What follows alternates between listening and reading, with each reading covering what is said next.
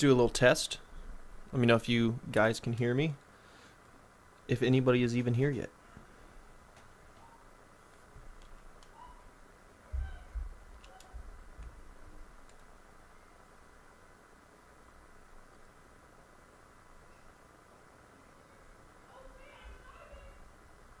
Anybody is even here yet?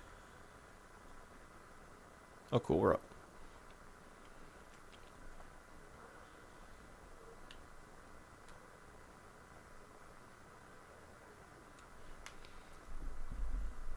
All right, here we go.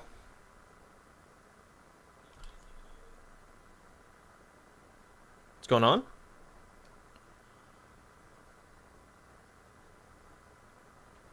Let's give a couple minutes for people to trickle in here. All right, here we go. What's going on?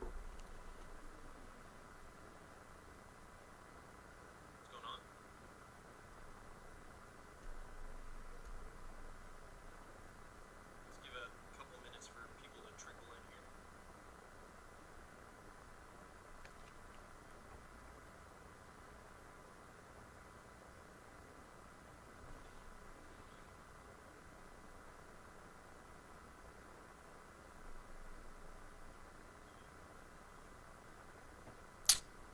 Stephen Payton. I've been back. I made a video. I've streamed twice in like the last month or something. We've been rolling. We've been rolling. Yeah, so you can hear my stream in the background. I have a second monitor that I basically kind of check my own audio out. So I basically am listening to it to make sure I'm coming through. But I turned that off. So the echo will not continue anymore.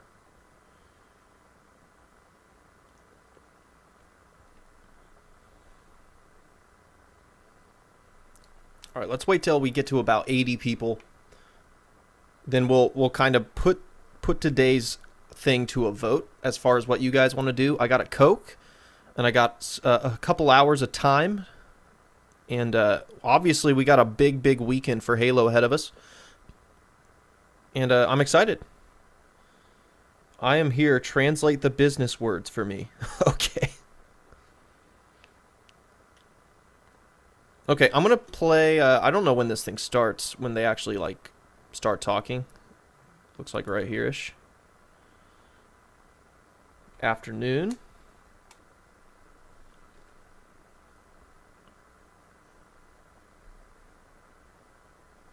Make the stream public afterwards. There is a good chance that this stream will remain public.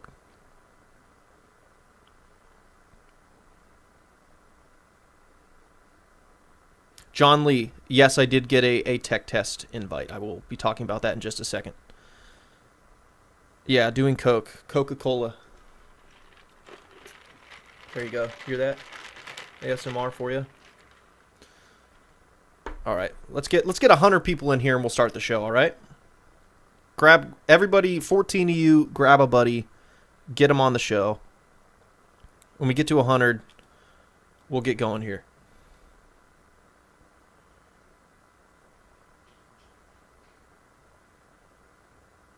Awesome. Hey, how many guys in the chat? Who got an invite? Say yay or nay.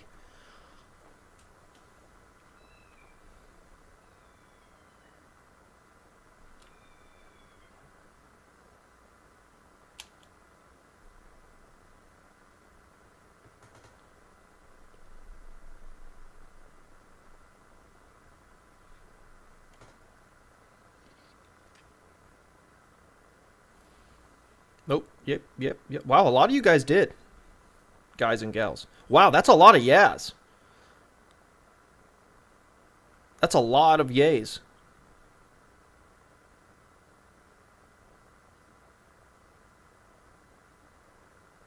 That's actually pretty impressive.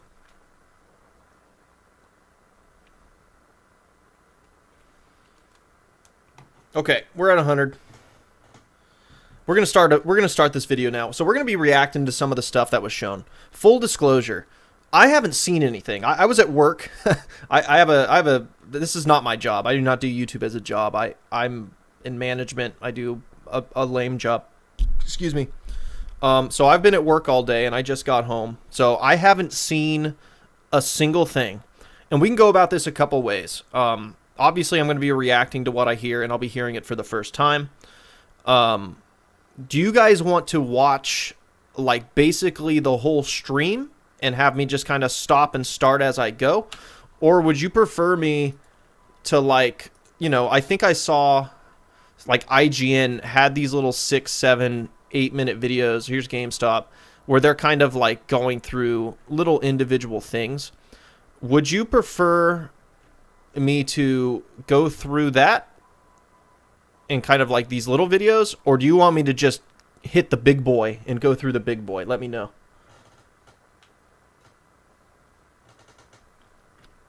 My boy is looks like he's streaming tomorrow. Good for him. I will again be working during that time, so I won't be able to stream until later in the evening.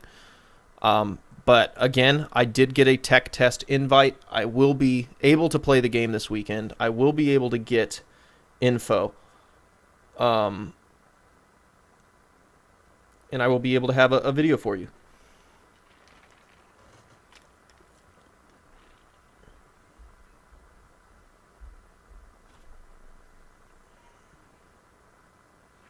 Gameplay and breakdown. So I am getting kind of some mixed results here. Big boy, big boy, big boy, little, little. This is kind of 50-50.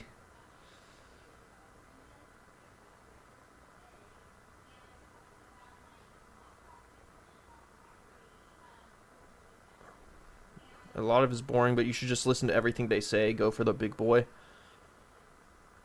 All right. So tell you what, we'll start with the big boy.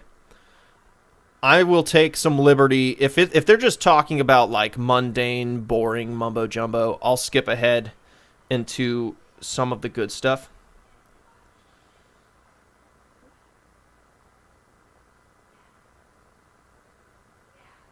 Pull it.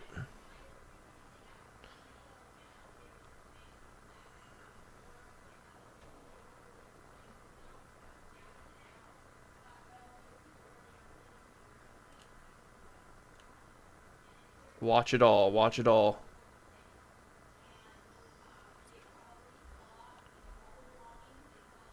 Can you guys hear people talking in the background?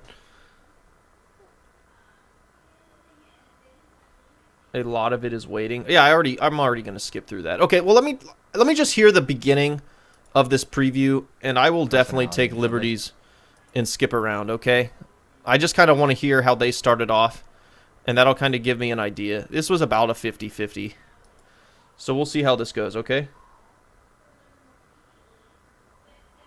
I will pause if I have anything profound to say, okay? All right, 150 people, cool.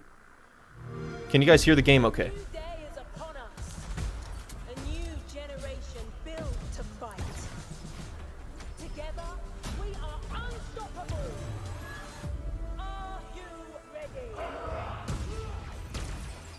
Okay, so this is obviously a repeat.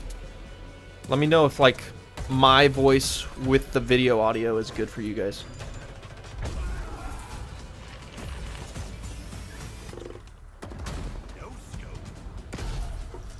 Yeah, I've already skipped, like, 10 minutes. So a lot of this looks like it's just people talking. There's some going through... Okay, some art stuff. Okay. Okay, I know there's a gameplay match in here. Skip this. Good call.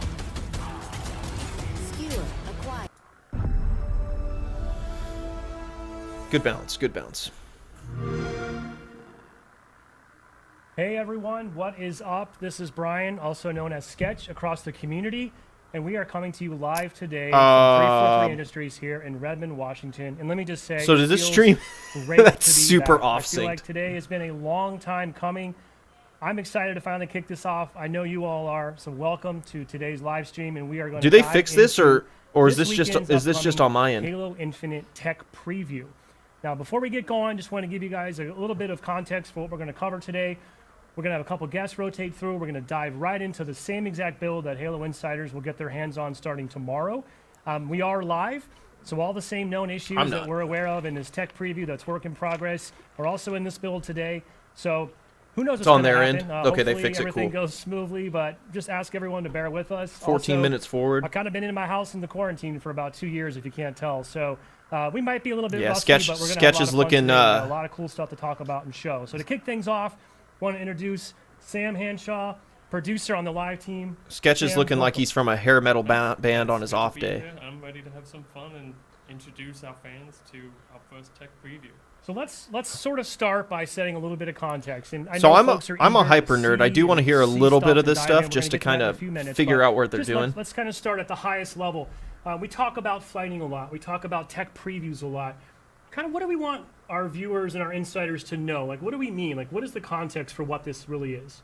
Sure. So I want to hear think this. that calling it a tech preview, that encapsulates it. We're testing our technology here.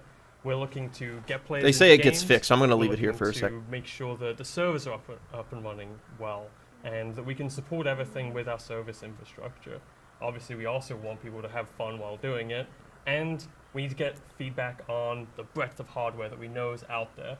You know, we can't test on every combination of hardware that people have for their PCs, but we know that the folks at home can. And so, Okay, so just real quick pause. Basically, what they're saying is they're smartly testing to make sure their game is going to work across all of these different spectrums. It's new hardware, not only on the console space, but it's going to be on PC for the first time in a long, long time. So definitely just want to make sure that's working right. Now, here's the thing. We're still going to be able to learn a lot from this. I'm still going to be able to learn a lot from actually having this in my hands and feeling what it feels like to play. How does it feel to move? How does it feel to do this? What are maybe we're playing on some maps. Like, we're going to be able to get some pretty juicy info from this tech test, regardless of what the meaning of the test is for.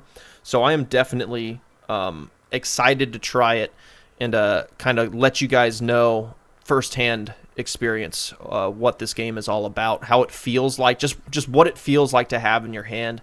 As you know, I'm a gameplay guy, so that's going to be really, really important. If you guys have questions or want to chime in, feel free. I'll be reading comments as I go along here, and I will be skipping through this. I'm not going to watch the whole hour and 20 minutes of them talking about their freaking settings or whatever, like their brightness settings or whatever, but definitely want to get a little bit of this for sure. we need your help to do that. And this is safe to say this will be the biggest scale test that we've been able to do to date. We're talking hundreds of thousands of Halo Insiders have been invited. Hundreds of thousands of people got obviously invited. We've been hard at work testing. We've done smaller scale. That is going to be a big test. But, what does that process look like? We cut this break. Okay, so that's fixed now. 2 months ago, and that's when we started with a lot of the testing for it and kind of targeted bug fixes towards getting a stable product to have out today for tech preview. Now, it's 2 months old. It's 250 viewers, bugs, not bad. We know that. We've got a robust known issues list for folks to be prepared before they dive in. And we expect you to hit some new bugs that we haven't seen. And that's part of what we're excited about, because we need your help to find these bugs, and so we can see how they're reproduced and fix them internally. But yeah, it's been about 2 months of testing, fixing, and play testing to get to this. And if I really wanted to roll it back even further, it's safe to say that we've been flighting as kind of a process, which, by the way, for those that aren't familiar, because not everybody uses the same jargon out there, right? When we talk about flighting, it's really the process of putting out kind of iterative pre-release software to a target audience with some expected goals to go after. We put the build out, it tests, we get the feedback, and we act on that feedback and sort of move on to the next one. So safe to say we've been doing this for quite some time at a much smaller scale. So this is not the first time we've put the game in the hands of civilians, so to speak. So we've been getting feedback all along. I just kind of wanted to bring that point up. It's not like we've just been heads down. This is our first time sharing our baby with the world. We've had a small group of various insider private flights, user research. So all these inputs have been a critical part of development really since the beginning. certainly. But now we're opening the floodgates to get all sorts of new Yeah, perspectives. I feel like I have critically pretty fresh good eyes, turnout for the brand new streams too. perspectives. Yeah, Considering I fresh eyes, almost fresh never hardware, stream like, gameplay. Everything that we could ask for, it's coming from the hundreds of thousands of people who are going to Okay. be playing this weekend. Where's So a good before we time move on, to I hit? also just want to comment on, if your Twitter feed's like mine, the invites started rolling out yesterday about 5 p.m. to Okay, eligible insiders. I'm gonna just skip. Boop. This is something that we're working on week after week, and as I said before, this is a build that's about So 2 months basically old. just we cut this reiterating from over and over 2 again, months over and ago over. to work on it, Oh, we're about and to hit the amount of gameplay. performance We're about to hit work that gameplay, goes boys. in wasn't appropriate to bring over to this branch. because Sawyer all the Johnson, work you is cannot not communicate with me. building. I do not We wanna read keep this as comments, stable as and I possible, probably won't and we talk to want you. it to you all. So this build, about I'm 2 being months behind facetious. in terms of performance, and obviously there's more runway to go before we launch later this year. And I would assume the data we get from this tech preview will be really valuable as we continue to sort of make sure we're Well, yeah, I supporting mean, the why would widest you breadth do of it? PC configurations, for example, and really the team's goal is to deliver You're a Lizard, really good to see solid, you. performant, good-looking experience catered to every platform that we support. Exactly. Couldn't have said it better myself. So All right, let's go. Speaking of that, I know people are eager to see some stuff. It's kind of cool, Let's really. get to the if you think juice. about it, life to date, we've only ever shown Halo Infinite running on PC. And we're going to do that here live today in a little bit. We're going to show some Gameplay is stuff off, literally but in 2 seconds. We'll be good. This is going to be the first time people can see what Yeah, the game we're looks like like. we're like running on 40 an seconds actual away. We're good. Xbox hardware.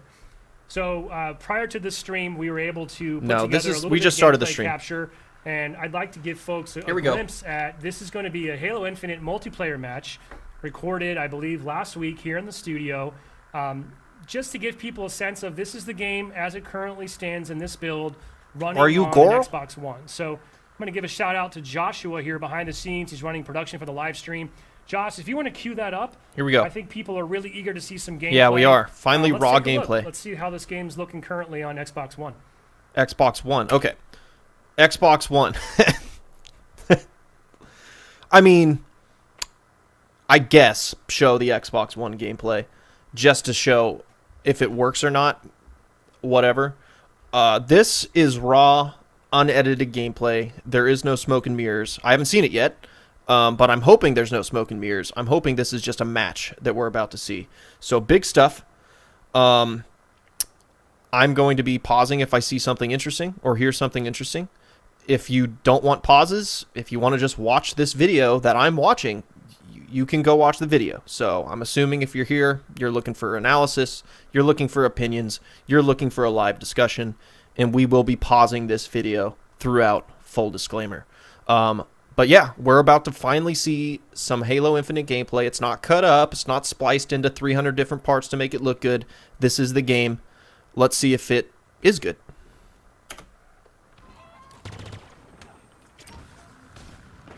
Okay.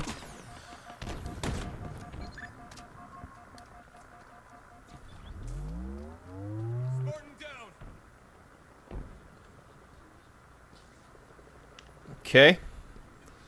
Good. This is classic Halo right here. Classic. Just doing nothing. There we are. Okay. So this gun has some gnarly homing. Sam, clearly we're looking at a Jeez. little Slayer match here on Bazaar. I forgot they were commentating. Why did they start it with this? Like, they started their gameplay with just like 30 seconds of really not much happening. So, first thing I'm noticing is just a lot of screen shake. I don't like that personally. Just like the constant fucking just you throw a grenade and your freaking camera lurches 30 feet in the air. You know, your sprinting is just like a little freaking bobble the whole time. I'm probably reading too much into it. But I did think that was kind of a weird way to be like, hey, here's the first raw, unedited, just unscripted, just we're going at it. Here's the game. 30 seconds of nothingness. Check it. One of our new maps. Screen shake can be There's a lot fully to take adjusted. in, Well, I'm sure, obviously for I don't know viewers that yet, but that would be who are awesome. Seeing a lot of stuff for the first time here. Yeah, Nice. I can't remember if we've shown things like the Pulse Carbine being Okay. used. I think it was briefly shown Good. in the multiplayer trailer, and I think this is the first time we've shown first-person view of someone walking You around can turn with off a screen dog. shake. I think Gotcha. it has. We're also right now All right. getting a look at the feed and tell system that Shit. we've discussed in some of our blogs in the past. This is kind of moving away from forcing players into red and blue allows us to kind of maintain that unique armor customization. So real quick, the Great Ranchero, he rescopes instantly because the default control scheme is COD controls and left trigger is zoom. Again, I'm going to take your word for it because you've probably seen the whole stream, and this is me literally seeing it for the first time. But that's what it looked like. I'm sure for viewers who are that is what it looked like. Like this right here. Let me see. When he uses this gun. I can't remember if we've shown things like the Pulse Carbine being used in first person. I think it was briefly I think we missed it, but I definitely, a few seconds back, I definitely noticed, like, just the zoom and just, like, the constant zoom in, zoom out, zoom in, zoom out. D-scope with, like, the Call of Duty ADS hold the zoom in control scheme is just really kind of dumb. It's like they kept D-scope, assumedly, because that's what Halo's had and that's what Halo fans want, but then they have this control scheme that really just kind of contradicts that. Like, that entire mechanic and what it does is so, like, is just so, has such bad synergy with a control scheme where you hold the trigger to zoom, and every time you descope, you're still holding it, and thus it just rescopes for you. It's just, it almost just looks like your UI is fucking itself. You know what I mean? It's like a new player is going to have that happen. They're going to be like, what the fuck is happening? Like, what is going on? So it's like you have ADS on your left trigger to appease this masses, and then you're just going to confuse the living shit out of them with D-scope, because D-scope's going to constantly put them back in and out, assuming that's how this is going to work. Now, obviously, you can change your control scheme. It's just an observation. Person view of someone walking around in Bazaar. I think it has. We're also right now kind of getting a look at the friend and foe system that we've discussed in some of our blogs in the past. This is kind of moving away from forcing players into red and blue, allows us to kind of maintain that unique armor customization that's become a greater focal point for Halo Infinite. Right, so they basically just admitted it, right? They're like, hey, we got rid of red and blue so we could focus on armor customization. We changed your gameplay. This is how you identify threats, so that you can look at the pretty armor. I'm not going to get into it right now, but hopefully threat identification is not a problem. Hopefully the gameplay doesn't suffer so that they can advertise all of their for-pay armor coatings, right? It gets more confusing. Let's see. Yeah, and I think this is a pretty good example of that, and I think you're really seeing those colors pop out on the Xbox One hardware. It's great. I think I just noticed a custom. That's an actually interesting point. Let me see. Let's see. I saw an interesting comment, and I wanted to read it.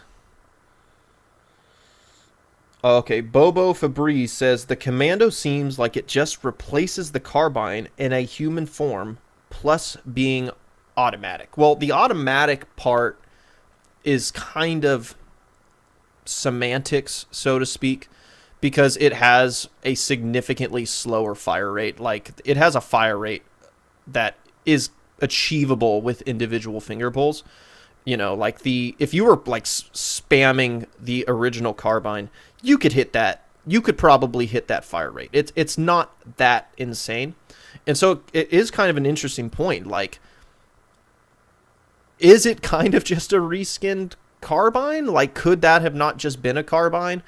If it looked like a carbine and it sounded like one, would we be even sitting here going, hey, this is a new gun? And so that's, we're gonna find out. We're gonna get our hands on it.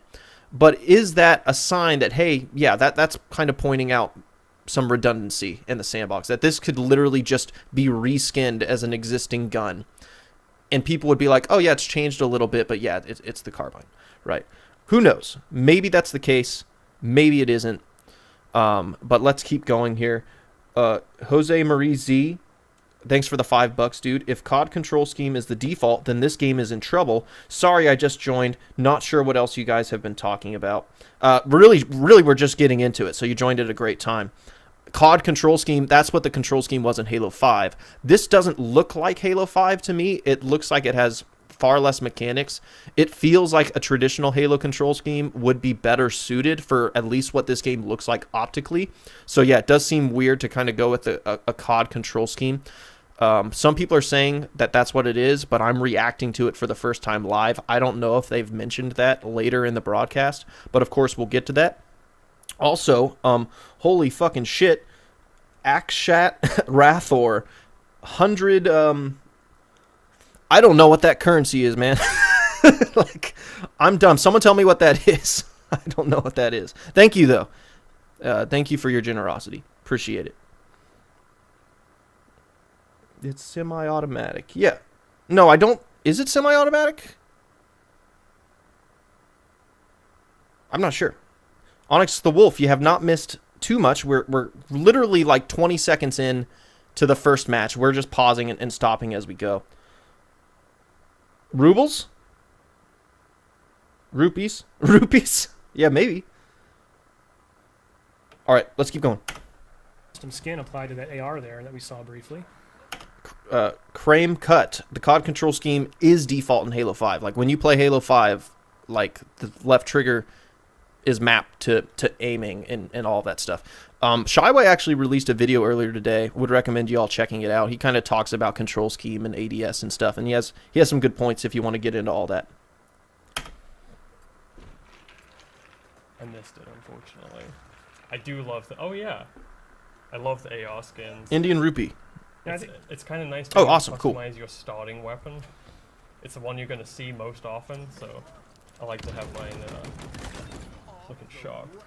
Now, internally, from a development and playtest perspective, I do not think the obviously Commando we've is a got the 3-round teams burst. It focusing doesn't on look all like one. platforms There's a and all back builds, smack. And safe to say that we've got folks truly getting sweaty on Durango, on Xbox Series X and S, and What the fuck's low, Durango? medium, and high PC specs as well, right?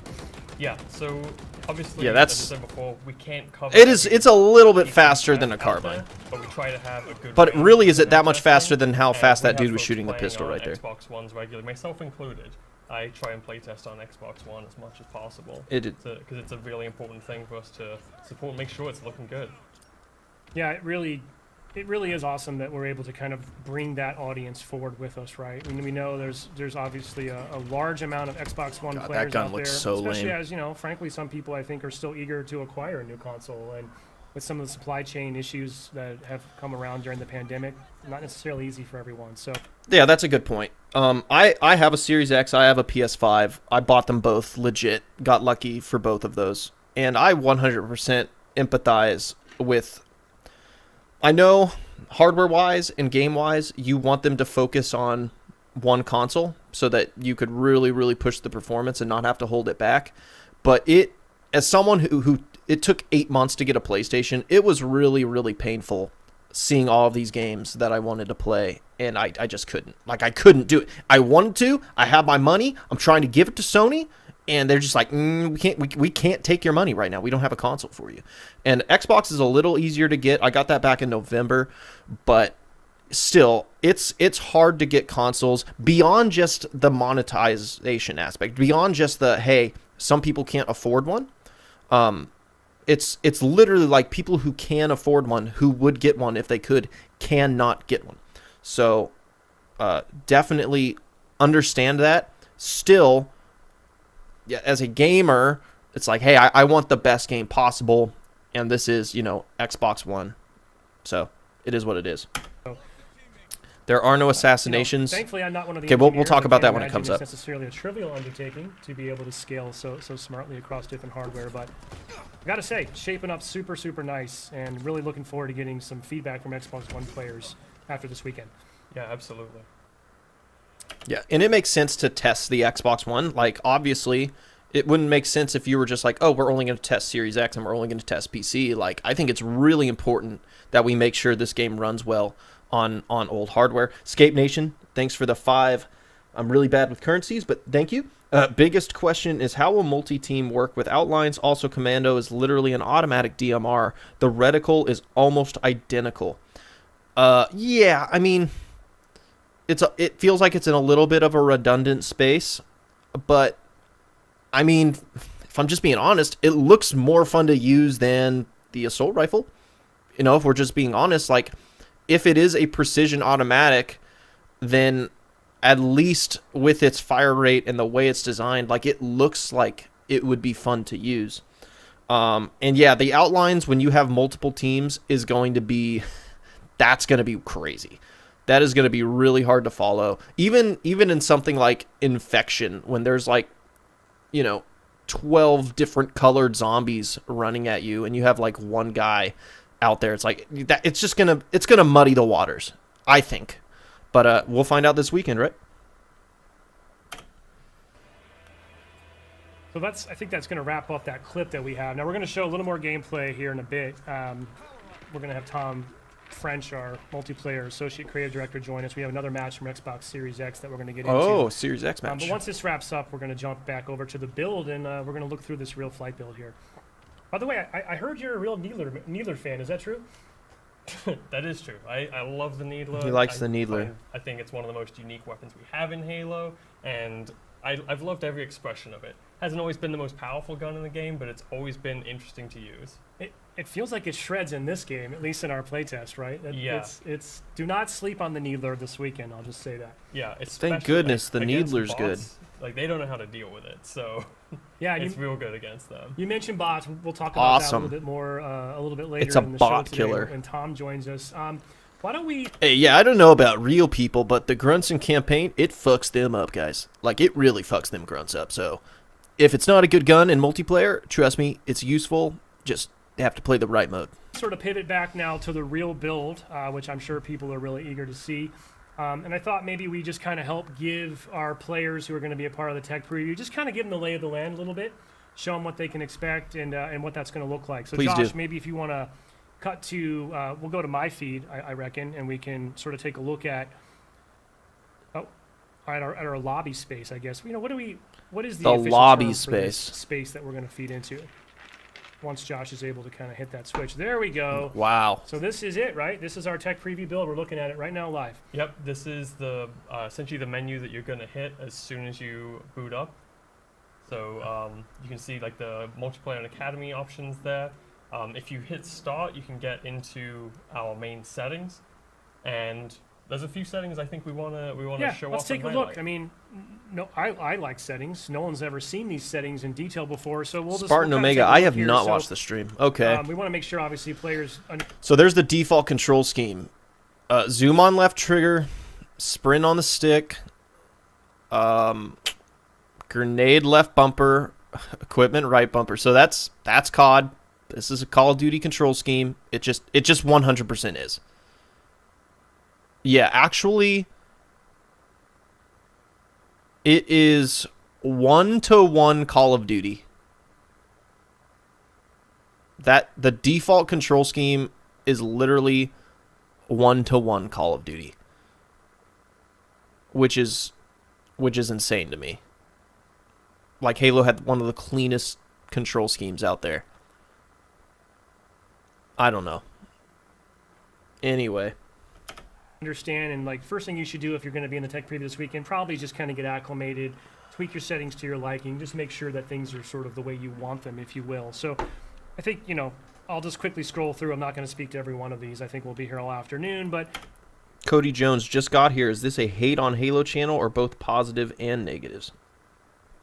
Well, I guess we'll see if what they show is good or not, right? If they show good stuff, awesome. If they show bad stuff, we're going to talk about it. It's definitely not a ignore the bad channel, if that's what you're worried about.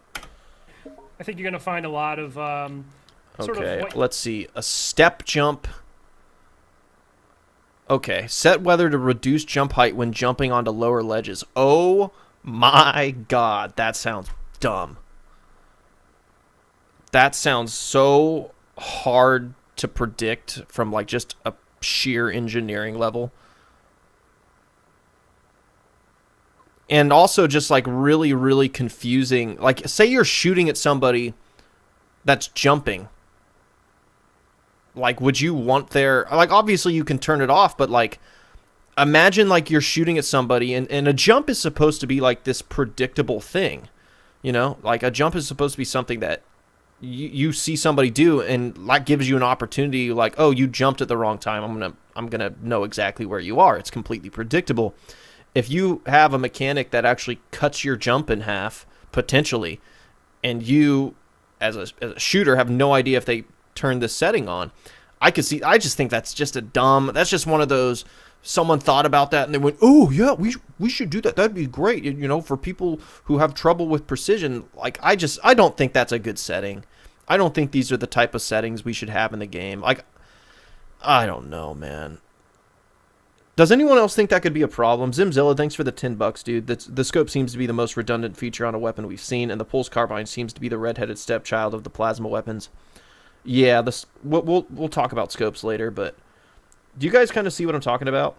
Scape Nation, thanks for the $5 again. I think Splitgate's success with sprint hit markers and other mechanics means Infinite has a chance to succeed, but time will tell.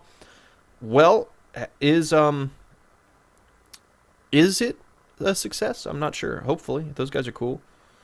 You can turn it off from the Bronx. Hey, no fucking shit, Bronx. Thank you for that. I didn't know that we were looking at something you can literally toggle right here. What I'm saying is as a other player shooting at somebody who has basically a variable jump, that's literally what this setting is.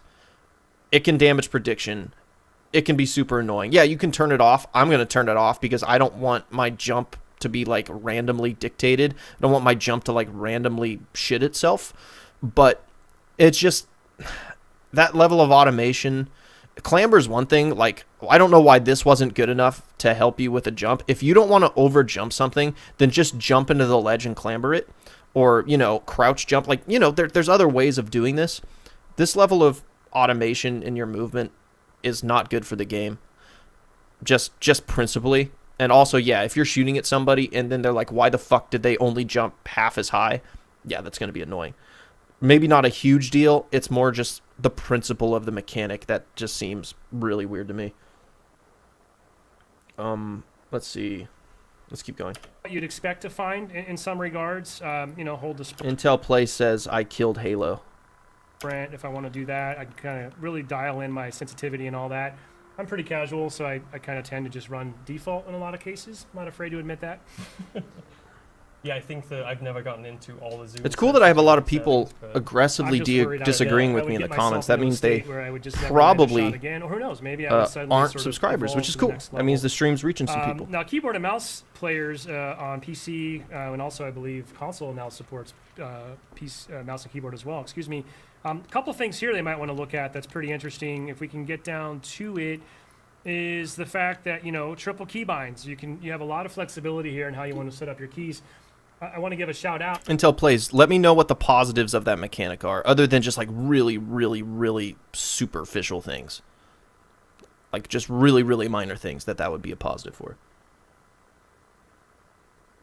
As all the work that happened over the last couple of years to update MCC and bring that to PC, and all the fantastic work by the pub team, being able to have triple keybinds was super important to the PC community. That was great feedback that we heard, and that's a good example of just one of taking those learnings and kind of that experience and bringing it over to the Infinite side. Yeah, I think we owe a great debt to all the work that MCC and the publishing team has done with diving in, like, feet first into the PC environment and getting us ready for this.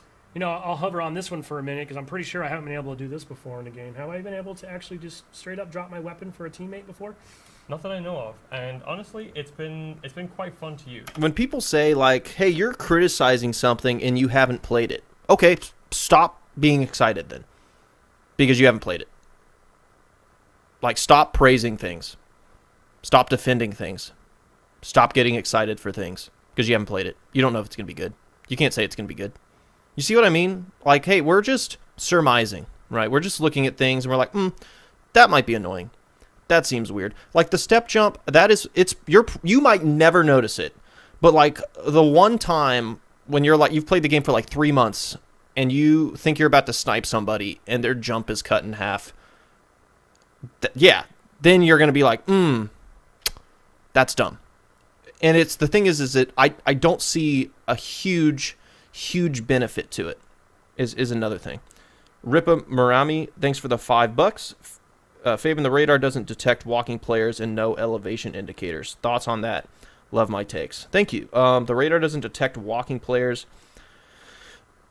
I mean, here's the thing. Like, the radar is unnecessary to begin with. I don't mind the radar. Like, some people are just like, radar's bad for Halo. I'm not there, but If you have some modes that play perfectly fine without radar at all, then a nerfed radar isn't really going to ruin the game for me, if that makes sense. No elevation indicators, I like that personally. I prefer that because you kind of have to know the map. Like if you see a red dot, it's not just like, oh, he's 100% here. It's like, okay, well, with my map knowledge, I know he could be either here or there, or rather with my map knowledge, I know he could only be here because there is no level there, and if that makes sense. Like if you see a spot and you're like, oh, there's only like one place that could be because there's no bottom level and there's no middle level, which means he has to be upstairs, right? So I don't mind that. I almost prefer that personally. Goes both ways. Hollow says, yeah, I disagree with a lot of Favyn's thoughts, but that's partly why I'm subscribed. His perspective gives me a lot to think about, and it helps me avoid getting stuck in an echo chamber. And see, I love subscribers like Hollow. I like subscribers who don't agree with every single thing that I say and who can come at me with like, hey, what about this? You know, did you ever think of this? I personally believe this. I really dislike echo chambers. I really, really don't want the channel to be one. I don't want the stream to be one. So you can disagree with me. But just, you know, don't try and make me look stupid because I do know what I'm talking about 99.9% of the time, and chances are I can then make you look stupid. You know what I mean? Like, we can just have a discussion. Like, you can just, like, ask me a question, and you can be like, I don't think it's going to be a big deal. No problem. Does that make sense? Let's see. Short hops have been in Halo before. Yeah, you had to perform them. Schnibbletron. Short hops have been in Halo before. Yes, I agree, and they should be. And you can perform them. But when you have that's just like this random thing that basically an algorithm dictates whether that's going to happen or not.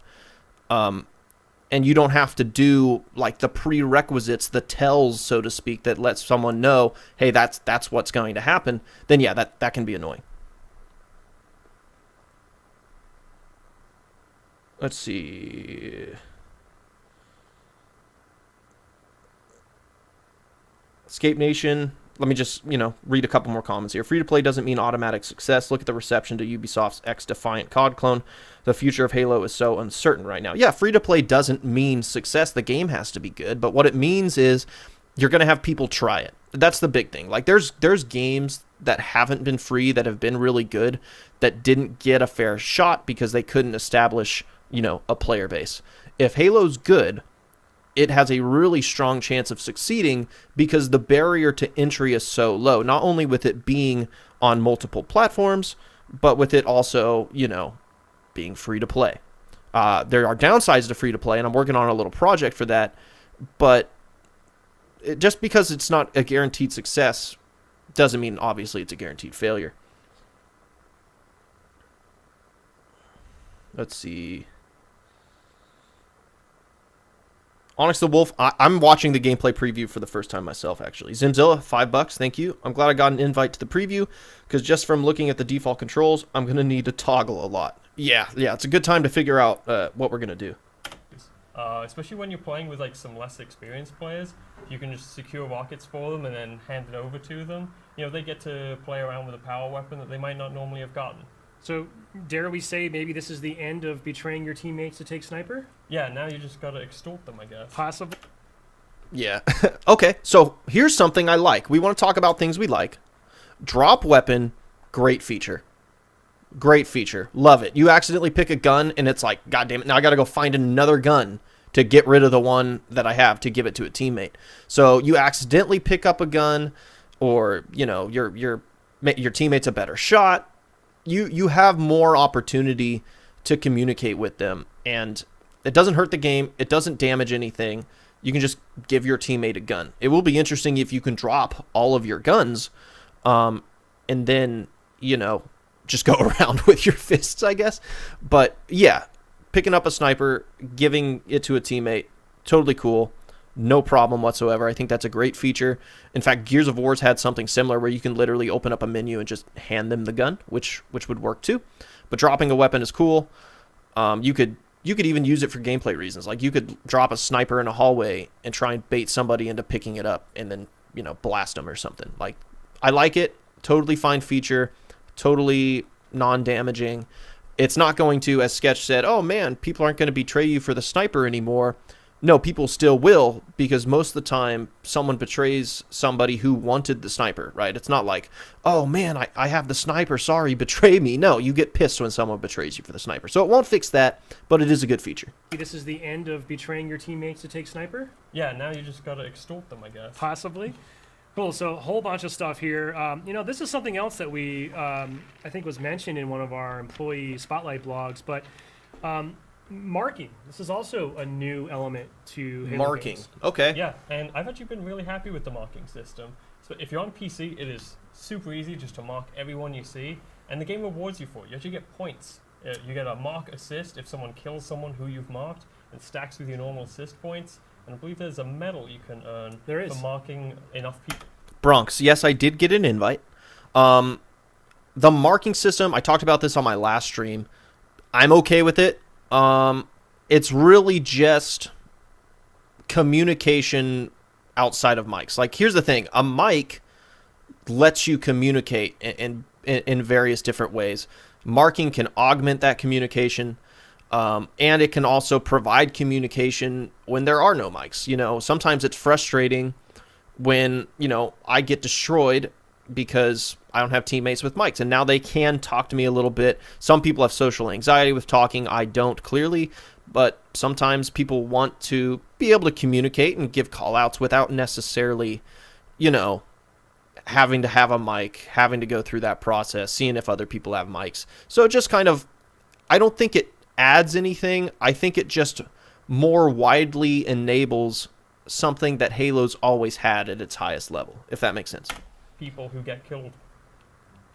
So I'll just kind of scroll through here quickly so we don't totally get inundated in settings, but it just goes on. Yeah, Gears of War has on. marking So let me too. go here to video as well. Something else I just kind of wanted to point out, which, by the way, I do not. That is criminal for me to be on a FOV of only 70, but Points for getting marking, I don't even know why we'd be annoyed at that. Like, just, hey, a visual assist. Do you get a point for having an assist? Yeah. So you're basically just getting points for giving a call out. It is essentially what that is. So really, it's really not that big a deal. It's not like points in this instance help you win the game. It would be lame if, like, you just spammed mark and it's like, oh yeah, I'm gonna win faster now. No, it's just your personal points or whatever, your experience. You'll get a few more experience for marking. It's not that big a deal. I don't think that's going to be a big deal at all. I'm really critical of Halo, obviously. I don't think a year from now anybody's going to be like, man, the marking system, we got to get rid of the marking system. It just ruins the game. I would be very doubtful that's going to happen. I think this has always been something Halo fans have wanted. We know, and everyone knows, the FOV really does Let's have keep saying that. It's always been for me to be. Well, something else I just kind of wanted to point out, which, by the way, I do not. That is criminal for me to be on a FOV of only 70, but Were you talking about the equip? I think this has always been something Halo fans have wanted. Okay, I'm going to go back. In settings, but it just goes on. Okay. On and on and on. Okay, so obviously thrusters confirmed. Considering it's listed with the grapple shot drop wall threat sensor, that basically just means thruster is an ability to pick up. So here's the thing. People are going to be... It would be really dumb to get mad about thrusters being a pickup. We want to get mad at thrusters because it was in Halo 5. Thrusters in Halo 5 was a problem because it was a base mechanic and it was attached to you at all time. If you pick it up, who cares? Like, what thruster does to the game isn't anywhere close to what even the grapple shot does to the game. So if we can justify grapple shot because it's a pickup and it's controlled, we can justify thruster for being a pickup and for it being controlled. So if thruster's a pickup, that's no problem. One thing I'm concerned with is why do they have a button prompt for all of those being accessible at once? You know what I mean? So that's the thing. Like, if it's a pickup, like, can you hold more than one? You know what I mean? Can you hold more than one item at once? Yeah, it's not a very interesting pickup. It's not. It's just kind of whatever. Really, the only pickup here that seems like it has a lot going for it is the grapple shot. Like, that's the only one where I'm like, whoa. Also, where is, say, the repulsor? Like, why is the repulsor not listed here? Like, why is it these 4 specific abilities? I'm almost curious if this is some UI like specific to the campaign. Like the campaign's going to have like this Metroidvania where you can get all of these abilities at once and you can use them all at once. While in the multiplayer, it's one at a time. That's completely just, me throwing shit at the wall. But it is interesting that there are abilities that we already know exist, like Camo and OS and the repulsor, and it is not here as far as the UI is. So just something to think about. There's something weird going on here. But good call out. I saw those people in the comments mentioning something else that. I just kind of wanted to point out, which, by the way, I do not. That is criminal for me to be on a FOV of only 70. But we heard. I think this has always been something Halo fans have wanted. We know, and everyone knows, the FOV really does have a dynamic impact on your experience in terms of not only just your vision, but the sensation of movement and speed. All those things are greatly impacted. So, pretty awesome to me that on day one we already have a field of view slider, and this is going to be available on, I think, on multiple platforms. It's not a PC-only feature. That's correct, yeah. I mean, what's your preference? I kind of generally like to kick it up here maybe in the 90 to 100 range. I mean, we can go, all the way up to 120 if we really wanted to? Yeah, I usually like to kick it in 95 to 100. All right, well, I'll split the difference. We'll go 95 there.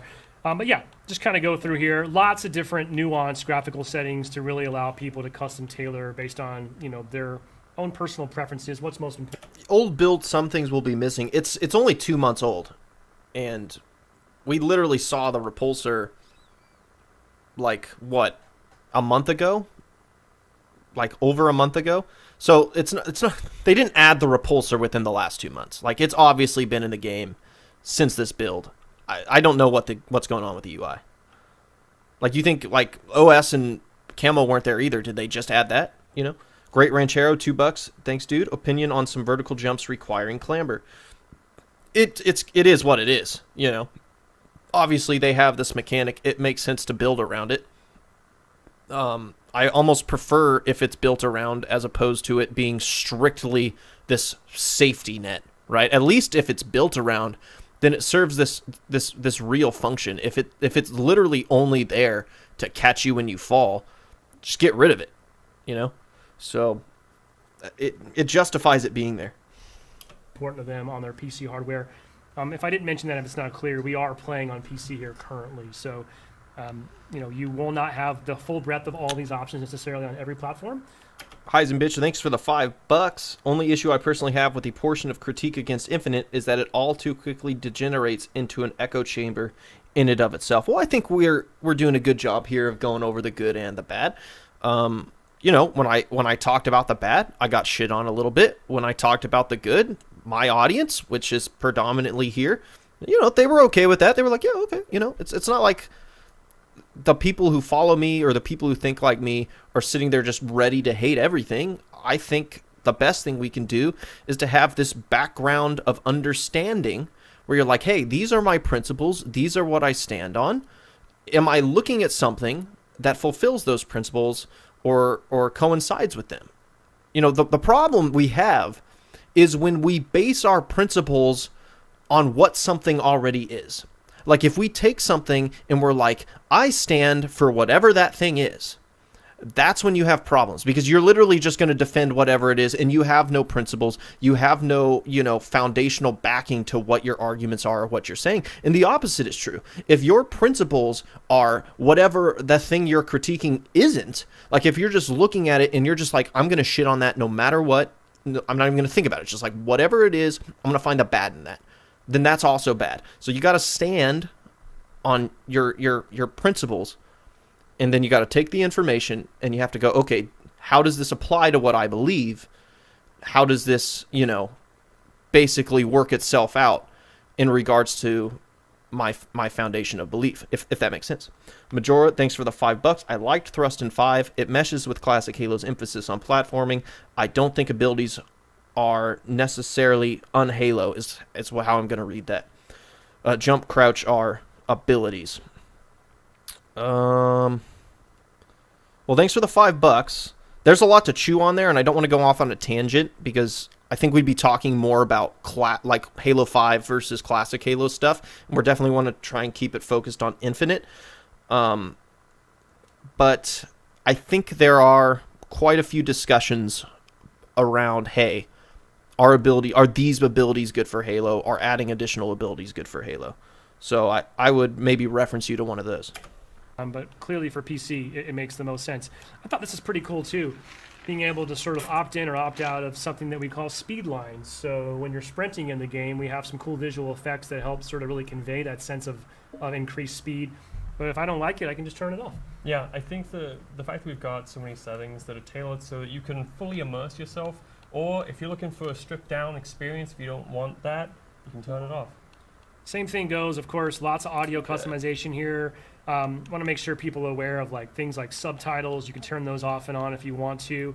I did want to call this out as well. I know you and I were talking earlier about this, but just a little bit of a public Open service mic announcement for anyone playing this weekend in the tech preview. Cool. By default, currently in this build, your mic is just set to full open, full high. Let's go. So some people might like that, some people may not. Personally, I was kind of caught by Okay, multi-lock-on. I want Master Chief to be a woman. surprise when I was saying a bunch of stuff in the game and I thought it was private. So I just wanted to pass my learnings on to you so no one gets kind of caught maybe in a precarious situation there. So yeah, a lot of different options here, including Spartan Chatter. We'll hear a little bit more of that when we roll some more footage. And then More the last footage? thing I thought would be kind of cool to really point out, we've talked about this a little bit. I like that. I'm skipping. All right, so let's back out of the settings. Something else I think we want to point out to participants in the tech previews to keep an eye on this weekend. The news feed. Wow, this is like next gen Okay, news. don't give a shit Seriously, about that. Washington. We'll just get My to next this guy. guest has just sat down next to me. Please welcome Jerry Hook. Jerry, head of design. Welcome. How you doing? I'm doing great. Really looking forward to this. It's very exciting, and we're doing it live. This is could live. not be more nerve-wracking Hey, than what? doing it live. I probably have like 5 people watching. No pressure, no stress. Not I a mean, big deal. it's Who's just this between guy? us, right? Yeah, We're just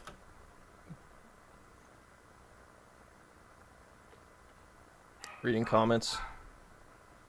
playing some Halo, talking about Halo. Yep. So Jerry, I think you're going to join us today. We're going to talk a little bit about I skipped sort a of little the bit.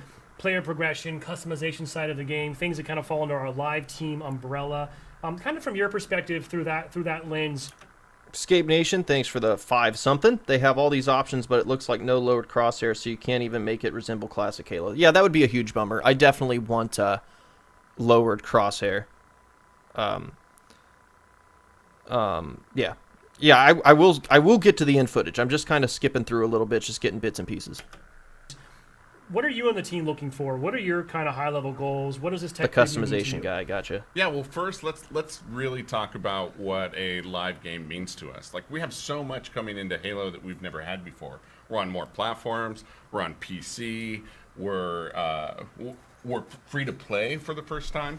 So that means a lot, and that has a lot of changes that go into the fundamentals. And part of what I do as head of design is help ensure that everyone has their best work show up in the game. And the base fundamentals we use, we have some pillars that we're using to help make sure that our players Jelly Bob, get thanks, the man. best experience possible. And the first one of those pillars is player first. And you see that primarily represented in some of our attributes, specifically that, hey, look, the time and the money that you're investing in our title are extremely important. They're job one for us. That's why you see us move the battle pass to allowing us to have that battle pass be switched, and then players aren't feeling the 100% FOMO to, I got to get it now, right? That's a player first model. The other player first model that we're looking for is that our experiences, we want to delight, and we want to have those experiences, grow as we move forward. The delight's pretty key there because we don't want to fall into some of the traps that you see. Theater with other confirmed for free-to-play launch. games Awesome. Where they just See, that's the add, thing. Is here's the thing. I skipped some talking, and the part I skipped, people were like, "Oh man, you missed so much right there." And it's like, well, I have half the people wanting me to skip, and then half the people, wanting me to kind of take it as I go here. chores, or they just add things that aren't really Duck delighting Gaming, the good player, impression. that the player has to get through. And so these mentalities change fundamentally. I lost 100 viewers since I said that Master Chief should be a woman, and I was joking. Hopefully, that's not what caused that. That was Only what we're doing from a Halo really not a big deal. perspective. Next big pillar is we want to listen, we want to learn, and we want to experiment with all of you as players. And this is critical. Sketch, you're such a critical piece of this, of listening You're doing to the great, community, Sketch. and everyone out there right now is screaming about assassinations and screaming about Sprint and everything else, that all the various community members, they want to have a voice in the hobby that they love. And we're hoping to bring that to you, and working with you and your team, Sketch and Uni, and as well as when you look at Toshing, you look at our esports communities. No, guys, all of them have voices. it was a that we joke. It's wanna make sure no that we serious, no have social here and bring commentary, into our nothing serious. experiences. The next pillar off of that is the Okay. story doesn't end God, with Master Chief. let me know if I missed The something story in is this actually next your story 2-minute as well. skip Our here. story is going to things, and then we'll kind of just navigate through the world of customization as it exists in this build, which, as you already noted, is Does Halo having less blood bother me?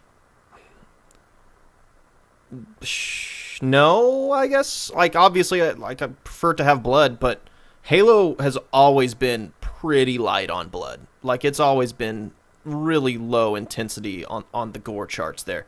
So I don't think it's a huge deal.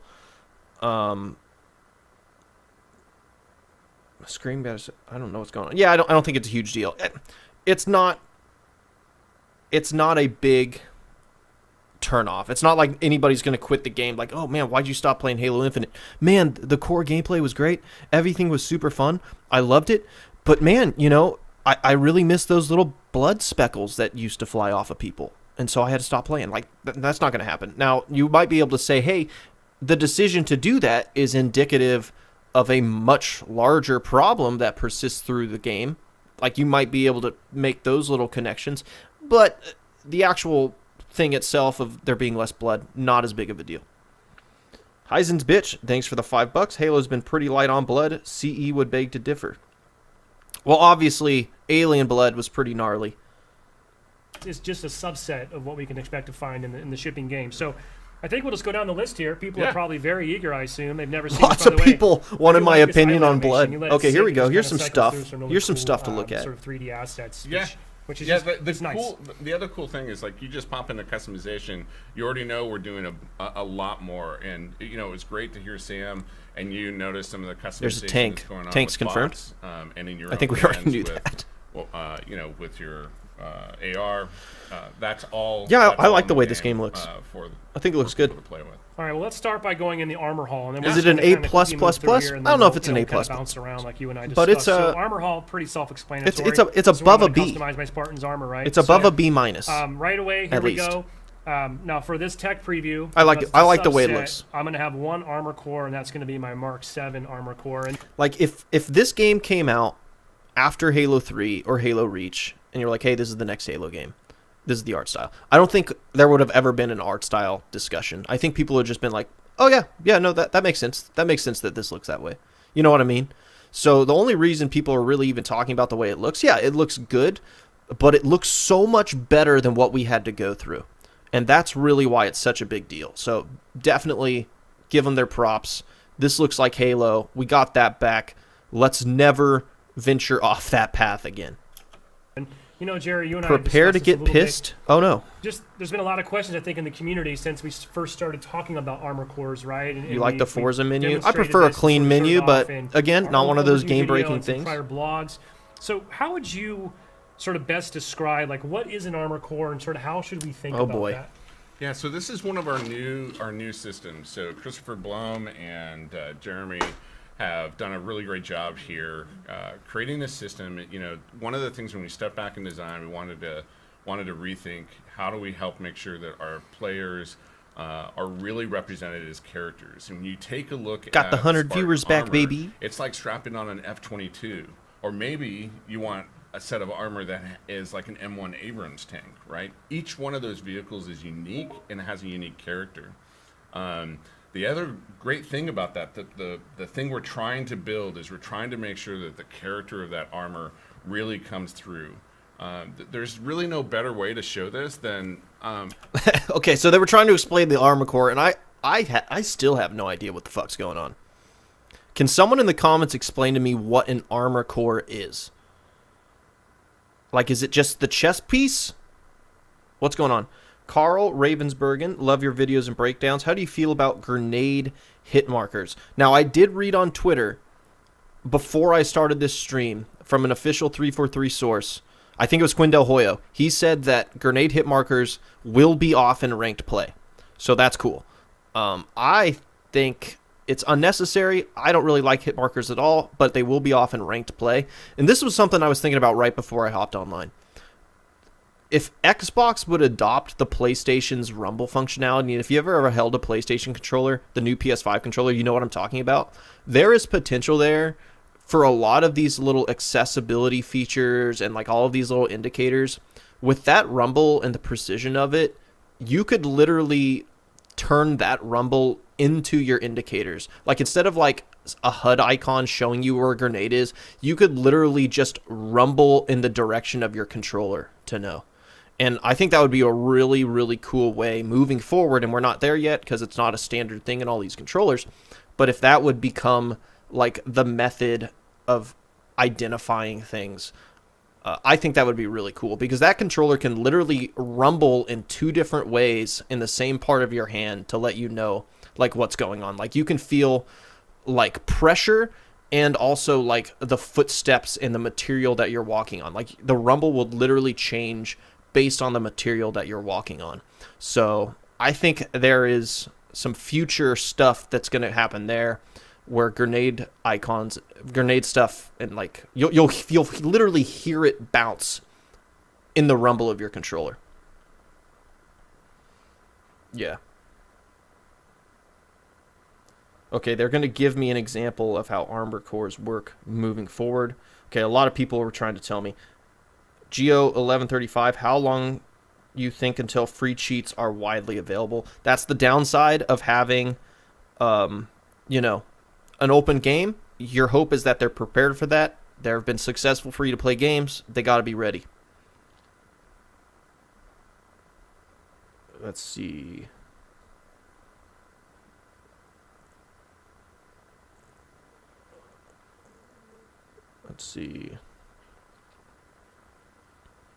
So let me read at least one person that has a good idea of what these are. So Majora Z says, armor cores are the base. Attachments, helmets, etc. go over. Specific helmets, shoulders, etc. are locked to specific cores. Well, that kind of sucks, right? Like you can only use specific helmets on specific body pieces. Like how does that make sense? Like why would they do that? That sounds bad. That sounds bad, right? I'm going to have to figure that out. Maybe when I get into the tech test, I don't know if we'll be able to play around with any of that stuff. Okay. From Sketch on Twitter, Heisenberg, thanks for the $50, dude. Holy shit. For launch customization, components are associated with a specific core. Sorry we weren't more clear about that. Team is already thinking about ways to open that up and allow more mixing and matching down the road. That kind of sucks. The Bear Thing Show, thanks for coming to the stream, dude. That kind of sucks. Yeah, I mean, they're basically just like, hey, all these customizations, all these different options. You basically, right now, have a system that kind of homogenizes all your options into little specific buckets, right? You know, all of your armor coatings are like this one specific thing. All of your armor, even if there's a lot of it, is kind of this one specific thing. Now, on one hand, as someone who values aesthetic consistency in multiplayer, who doesn't want to see a bunch of crazy shit, if they're doing it because they're trying to keep things from getting out of control, I might empathize with that. Like if they're thinking like, holy crap, like if we let people put this and this together, this game is just going to look stupid. If that's the case, okay, well, I'll hold off judgment. But if it's like, man, this is a technical limitation and we can't figure it out, kind of like that Sketch tweet sounds like, then yeah, that kind of sucks. Hey, Josh, you have one of the pictures, one of the concept pictures? Yeah. Okay. So everyone saw it does at feel the end like of that. it does feel like this game that's supposed to be like super, hyper customizable is less customizable. So this is a great picture that kind of looks like what we're getting at. So we have the core, right? We have the ninja, the what's it called? fucks. I forgot what this armor's called. It looks cool.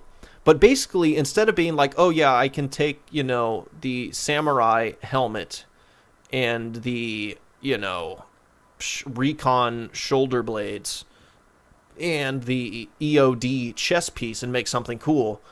Now what it sounds like is you are a samurai, you're the samurai, and you can pick this chest piece, or this chest piece, or this chest piece, or this chest piece, which is all different variants of the samurai chest piece.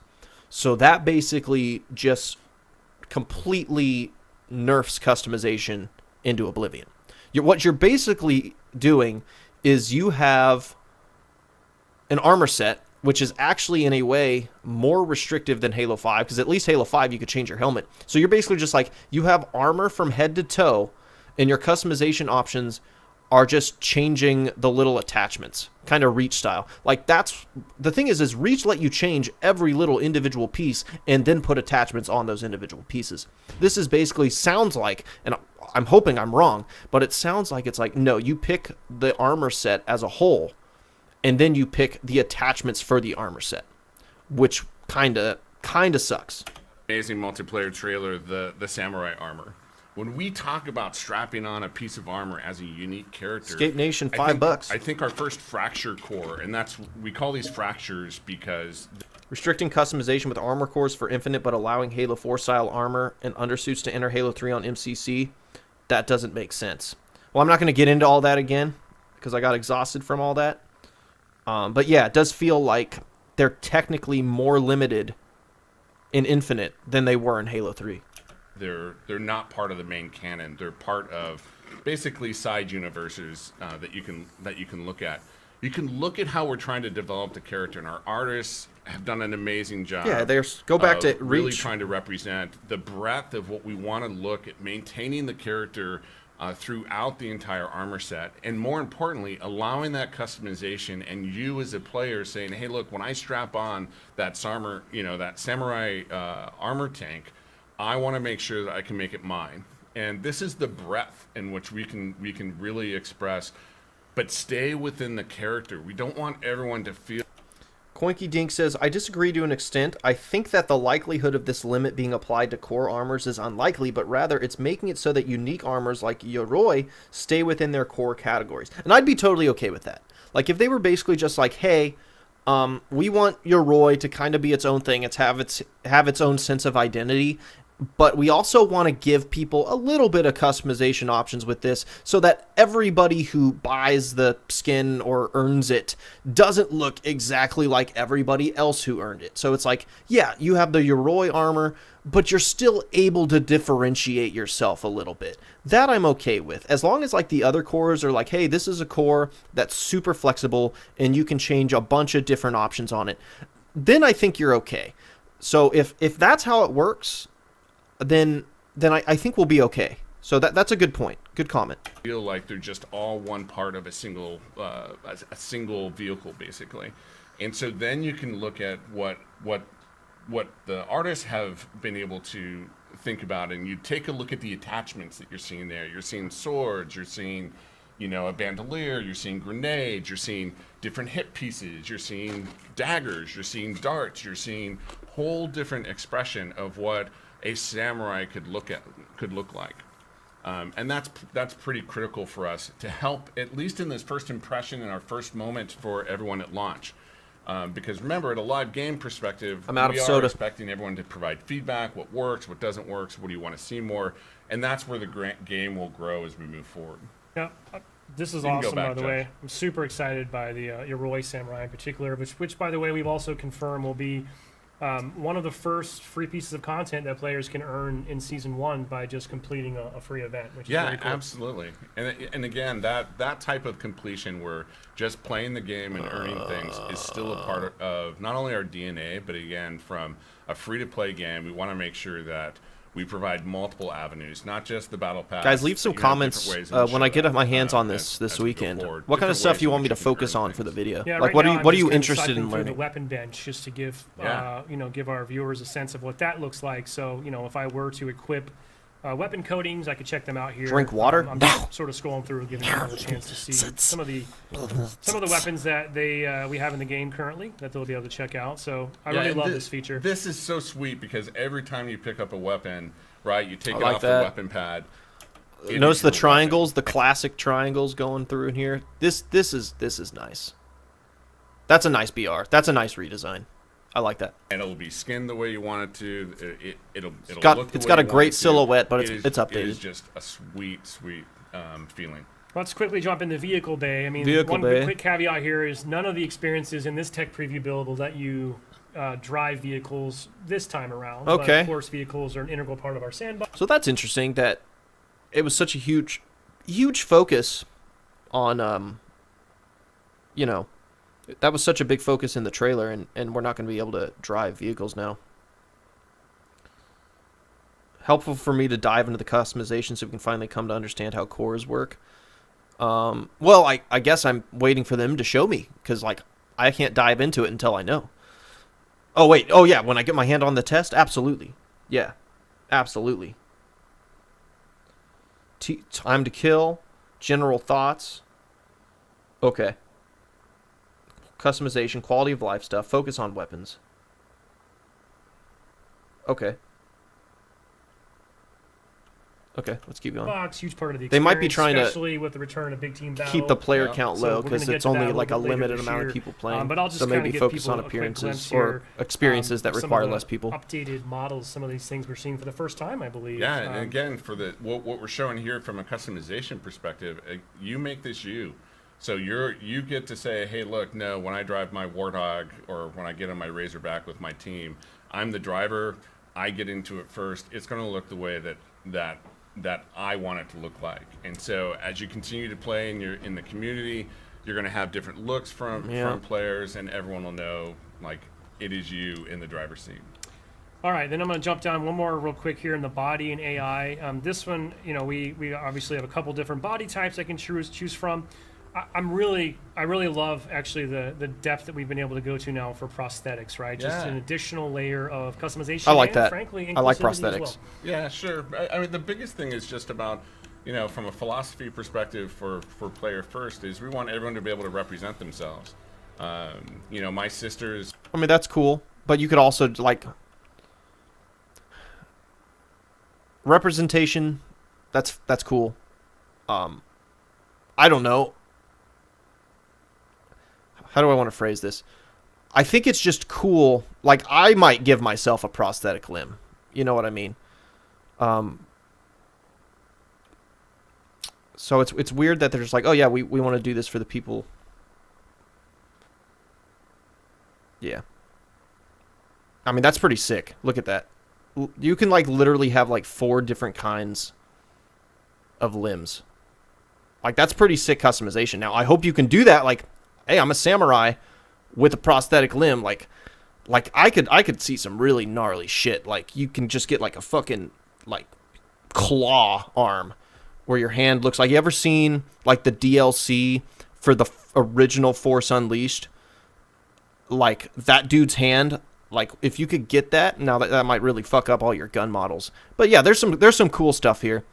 Obviously that's awesome. I think this is just a cool customization piece. Of course, they're going to tie this into, it's about representation. It's about, giving, people who maybe don't have hands or legs an option to express themselves, and that's cool. And I'm glad that they can do that. But really, it's just cool customization.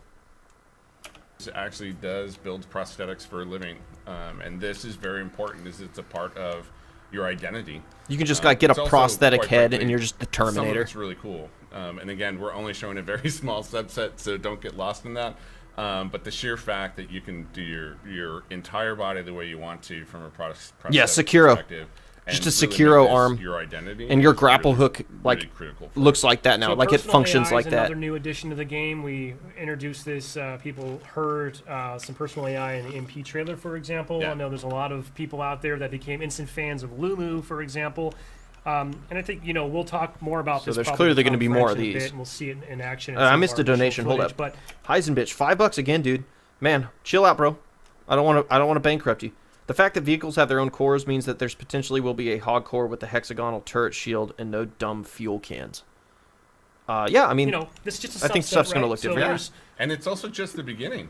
Like this is the biggest thing. We have so many things in which you can really express yourself, the way you want to. And even Speaking of prosthetics, there's a YouTuber, I can't remember his name, but this dude literally, he doesn't have an arm, and he freaking slaps at Halo, dude. Someone tell me what his name is. It's like, is it Sam or something? Sam T or something like that. But Sean W, that's it. Yeah, Sean W, dude. This guy doesn't have an arm, and he's so he's good. Like, go watch some of his stuff. Like, that's pretty insane. And so that's really cool. Just in general, like, yeah, it just reminded me of that guy. And I was watching some of his videos the other day, and I thought, holy shit, like that guy is impressive, dude. even your AI sidekick, it's yours to express. Like it's yours to make yours. And I think Yeah, let's chill out on the politics and the social commentary. It's not that big a deal, guys. the cool thing is that when you see Tom talk about it and you see the modes you're going to use it in, it really becomes a part of the personality that you bring to the field. Thanks for Yeah, stopping by, Hollow. Each Appreciate AI it. here, for example, has their own unique voice, their own unique personality. It's really fun, and then you can go one step further if you want to. Yeah, and Jax from actually have, MK. a subset of colors as well. So Yeah. personal AIs are one of my favorite additions to the game currently, and I can't wait for players to experience more of that. And then we have one more grayed out area here, and this is where I'd be able to do stuff like my service tag and emblem, and I think you've alluded to there's more coming than what's in this build, so we want people to stay tuned. Now I think let's quickly. I want to keep things moving here because I know folks are eager. We got a lot to get through. How about we? Yeah, we're you wanna not jump doing on Snoop Battle Dogg Pass? AIs. let's do it. Please, Maybe we'll switch. please Josh, stop why don't we speaking jump that into over to existence. Jerry? He'll drive us through, and let's just talk a little bit about what we're designating the Season 0 Battle Pass, and sort of what that's going Season to be 0 for Battle players in this Pass. technical Ooh. preview. Yeah, so when we take a look at ourselves learning as Bitch, Nico, thanks for the $5, dude. The AI buddies are very surprising to me. When they announced the idea, I imagined your own Cortana, but it seems they've gone in a different direction. Yeah, it seems like they've gone more in like the Halo 3 ODST superintendent style, which is super awesome. I like those AIs, and they're far more widely creatable and more personable because Cortana, that's basically a character, that's basically a personality. I would actually be a little annoyed to have like this person that's constantly talking in my head. It's why I wish I could turn Sarah Palmer off. It's why I wish I could I do turn Spartan Chatter off. But a little AI, kind of quirky. If it's like the superintendent, cool. I'll probably turn their voice off though if I have the ability. a team. The reason why we want to do Season 0 is, like the rest of our live experience, our team needs to build the muscle of listening to the players, of providing fixes, really going Season through 0. even veteran people who've worked on games, game developers. When they go through a service, every game is different, every team is different, and it takes a lot of muscle building to really get into the rhythm for your teams to be able to add to the game. And so what we hope to hear from on the technical preview side is, Am I right, again, Marines? what's working for you, what's not working for you, what don't you like. Remember, the build is old, so don't treat it as if it's final at all. So as we go into these details, just remember, just send us your feedback. Give us the details that you want to see or improve on. And we won't, again, because we're a few months from launch, we won't necessarily be able to fix everything for launch, but we'll start adding lists together. First thing I want to talk about from a Battle Pass perspective I don't like is to hear our that. challenges. Our Hey, challenge system, we might still have some stuff that's fucked up. is Just the let us know. cornerstone, We're making a is list. the underlying thing in which we go. Now, everyone's familiar with these. We've done a little bit different. This is where you start seeing the first rewards that you get outside of the pass. So we know, right? Games are a bit different today Complete than they a Slayer were match. back in the day. In fact, back in the day, most people only had 2 to 3 games a year that they even looked at. Today, I bet you most of your Steam libraries are much larger than that. And that means players are going from Sea of Thieves, or they're jumping over to Age of Empires. Where's he going? And then they're coming into Halo as well. And we want to make sure that when you sit down, you don't have to absorb an entire battle pass to say, what are my rewards? You can literally just come in, what are the challenges? I'm going to go play my games with my friends, and I'm going to get rewarded for it. So I don't know if he's trying to say that our battle pass is really good because we got rid of FOMO, or if he's trying to say our challenges are stupid easy that they might as well not exist in the game. One of those is good, one of those is bad. Like this idea that, hey, we realize a lot of people don't have time to play our game, so we're making it easy for you to not play our game. That is such a defeatist, dumb mindset to design your game. And I'm not necessarily saying that's what he's trying to say, but that's kind of what he said. Maybe not what he's trying to say, but it's what he said. Right? Like, don't build your game around the people who are going to be there day in, day out. Because you're not going to get people day in, day out if you only focus on the surface level. Like, everybody's going to try this game. But if your game is literally just surface level, play a Slayer match, use this gun, complete any matches, 2. Like, just get off the chickens. That's not a challenge. That's a daily. So hopefully that's not where we go. Escape Nation, $5. They said in Inside Infinite the reason for the dumb AIs is because Halo 5 Cortana scared UNSC, but they may add Snoop Dogg and more in future. Please don't. Dumb AIs make sense. I don't think lore should have anything to do with gameplay, but that's fine. That's pretty critical for us. Yeah, easy and hard is fine. First perspective. Introductory stuff. And then, of course, you're going to get people like me. I'm going to sometimes get sniper challenges. Now, I'm not Clutch in any way, shape, or form, or Micwin or any other pro team. I will skip that challenge. So I'll definitely probably swap that for sure. And I'll want to make sure that I don't have to do that because I'm not good at it at all. So let's look at the battle pass. Cool.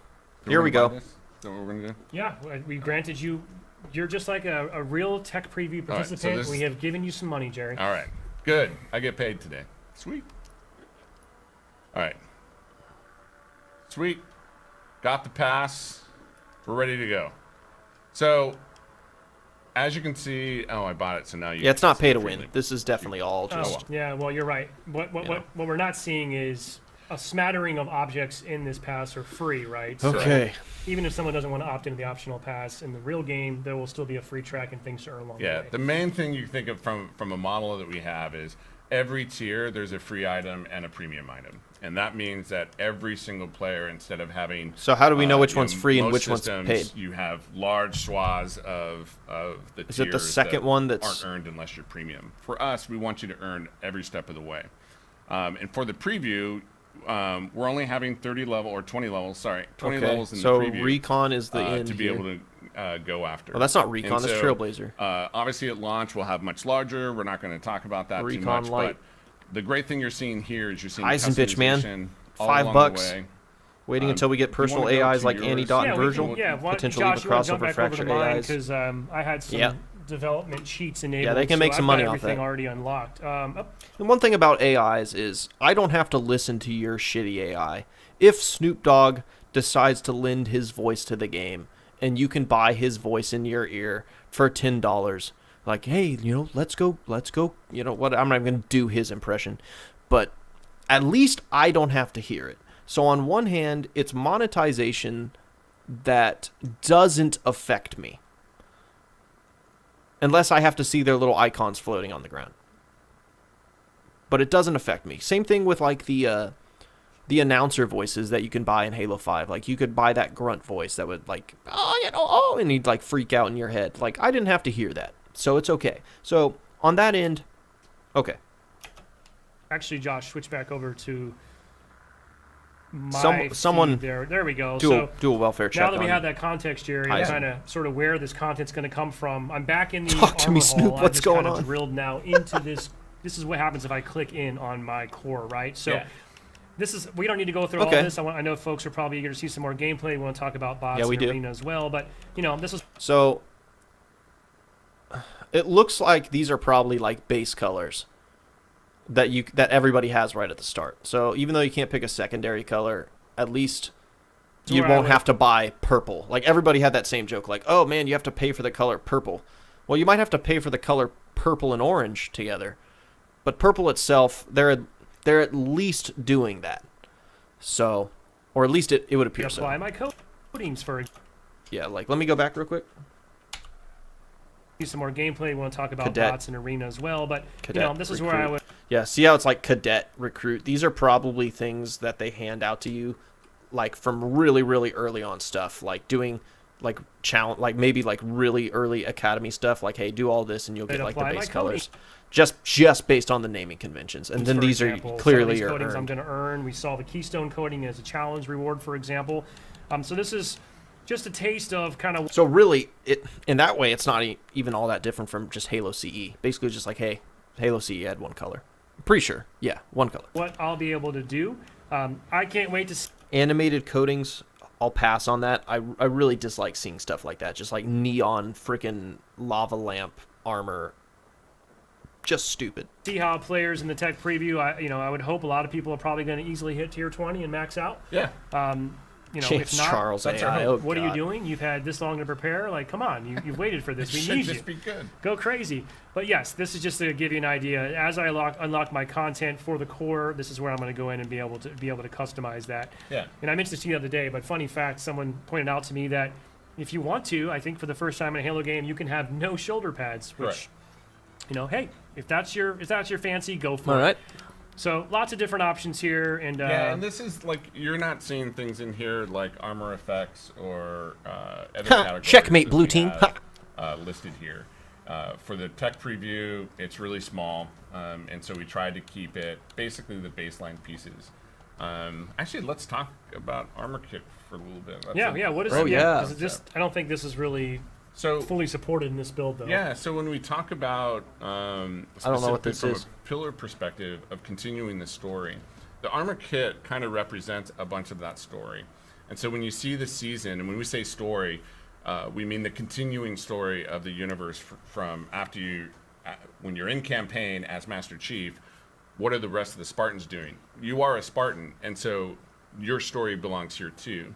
But it's also a place in which you can show iconic characters within the Halo universe. And so a kit, for example, you might get, I don't know, George or Emil. And Basically, they're just that presets, is an right? entire kit unto itself. And so you want to, you actually want to go fly the, do your battles on the battlefield like George. That's where you would go to get that kit. Well, Jerry, this is just the tip Thanks of the for coming iceberg. in, I Jerry. think there's still a ton of fun content in here for insiders this weekend to experiment with, unlock, explore. I do want to just reiterate as well, we've said this prior, but Okay. this I'm is gonna just a skip test, so ahead to nothing the that next people guy buy here. or unlock Right, during here's this our will boy carry over Tom. to the final. Tom French coming in. Okay, welcome back again after that brief break. This is still our Halo Infinite Tech Preview live stream here from Redmond, Washington. I'm Sketch. And now I want to welcome Tom French. Tom, What's up, welcome, Tom? Associate Creative Best Director for beard in the game. Multiplayer. How are you? It's wonderful to be in this room again. I've What? missed being in this space, so it's good to kind of just hang out. I kind of want to give you a big hug. I know, right? It's wonderful. It's the closest, this whole process, I haven't come this close to human beings in a long time, Yeah, it it's a feels little like. weird. It's a little weird. Well, it's good to have you here. Thanks, I feel like sir. this has been, this has literally been years in the making, safe to say. Yes, that is very safe to say. Well, we're going to talk a little bit about multiplayer, which is obviously sort of the key focus for the tech preview. So much like I've talked to Sam Hey, and Jerry Tom about, French, we might just open worked up on with kinda Fallout giving you a 2. chance to, from your perspective and your team, He's a badass. how are you thinking about the tech preview? Kind of what are your goals? What would you like our audience to know from your... Like I was checking out Fallout 2 and I was in New Reno and there was like this Easter egg I found where it said something like, oh, Tom French is a badass. And I'm like, Tom French? And I like looked it up real quick and it's this Tom French. That's so badass. Yeah, I think Jerry and Sam kind of hit a lot of it on the head. Really, the focus isn't about like kind of fair, balanced arena starts. It's really about a tech preview. We need to get a lot of data. There's a lot of PC data we need to do now that we're not like just single. Sketch kinda console looks like focus. The There's Big lot of Lebowski a little information bit. We need to really strengthen up our back end before we launch this game. You just kind of Really going just full make sure Jeff everything's Bridges, strong man. for the fans when we go live. Yeah, and a lot of work obviously still happening. We've kind of covered that. Now, I think we've got a couple. I think safe to say we have sort of 2 signature content sort of buckets, features, if you will, of this tech preview, right? We've got an Academy experience, which I think we're going to talk about here first, and then we're going to move on to bots from that. So let's start by the Academy. We teased this a little bit. I think folks learned about it for the first time in our overview video Academy. last month. So from your perspective, what's the Academy all about?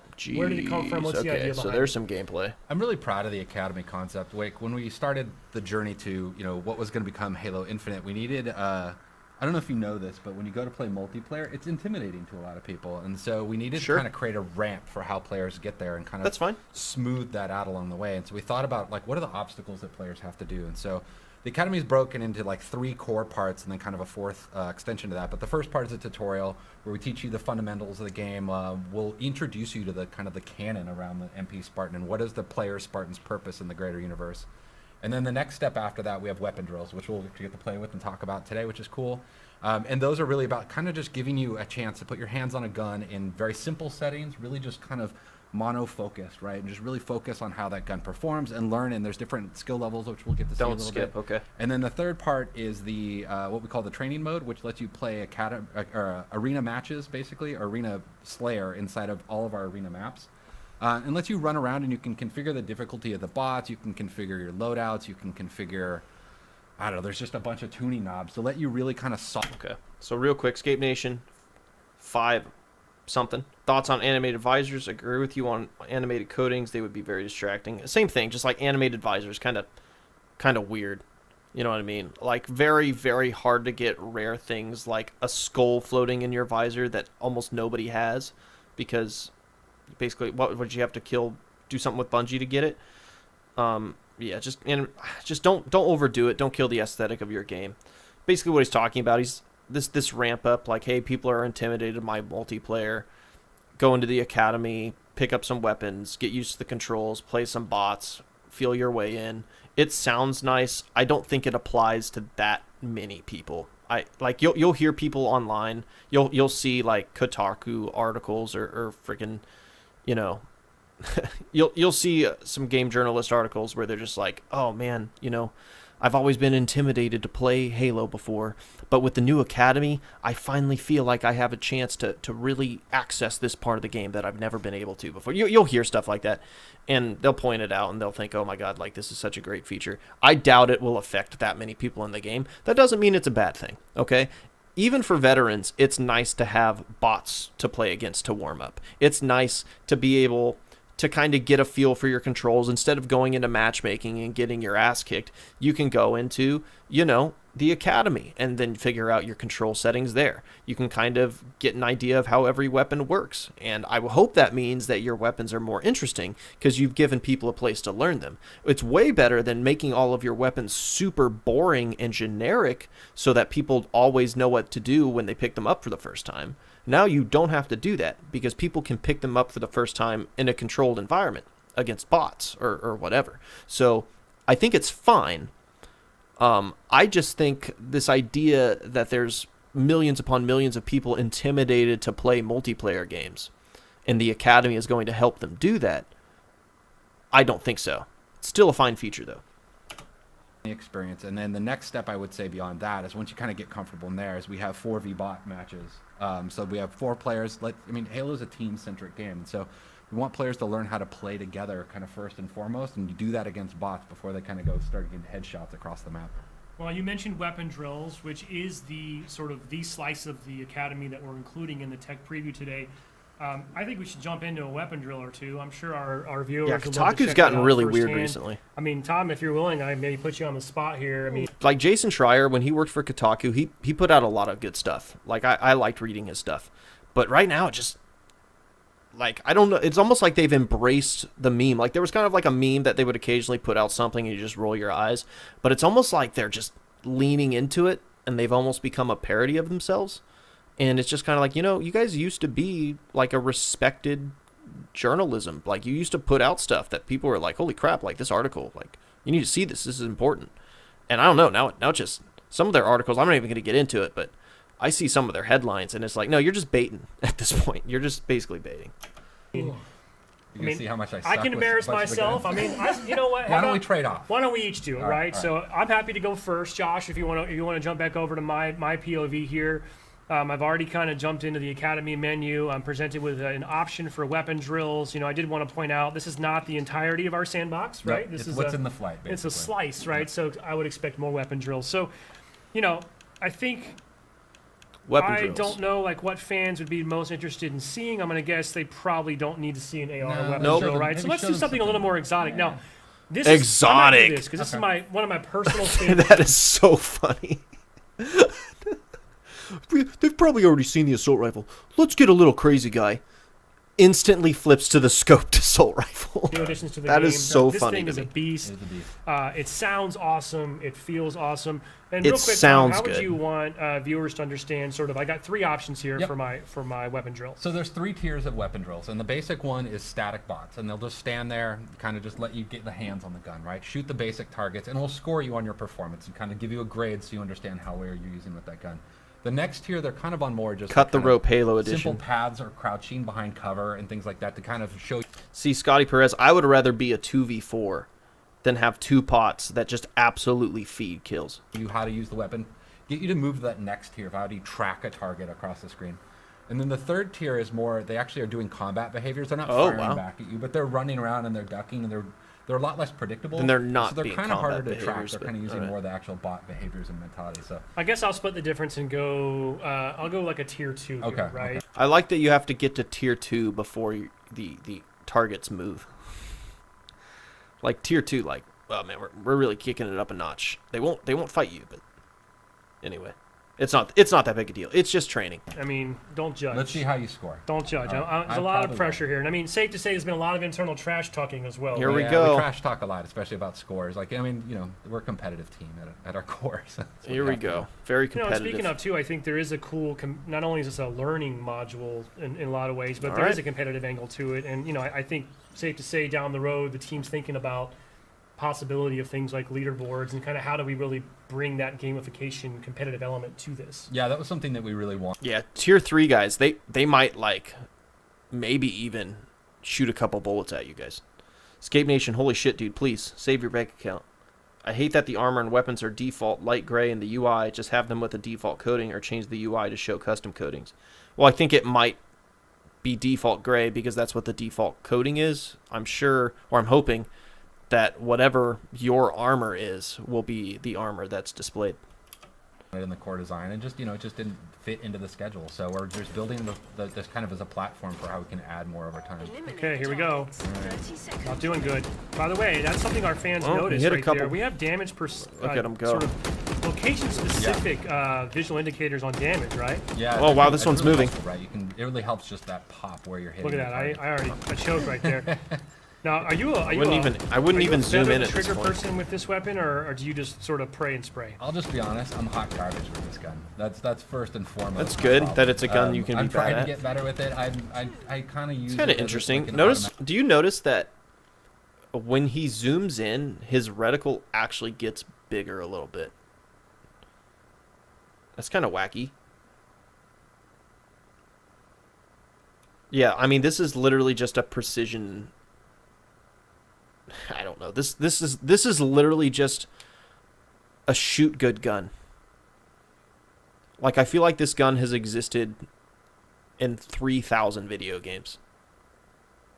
But when I'm kind of at range, I'll switch to kind of the feathering. Oh, no. Oh man, my pillar got in your way. It's even called wasn't like that a was not a great generic. It's just like the performance. commando. Two-star. I It mean, wasn't terrible. I think there is a bonus for like a quick reaction, right? Like if I were to quickly zoom in on the target right when it appears, I think I might get an extra. I bit think of there's points for extra that, little right? bonus points and little twists around it. So All we right, I want to put you on the spot now. We're Okay. going to switch over to Put your me on the point spot. of view. So you, Okay. so first of all, okay, Alright. going for the She got controller, it. right? Oh, 'Cause here we we go. support That up. mouse and keyboard or controller, doesn't Tom, matter. if you Controller fuck guy. this Whatever up. suits your fancy. Oh, he's actually Tom, changing I the am hearing gun. from our friends over here in the room that it sounds like chat is unsurprisingly The very Ravager. interested in seeing the BR.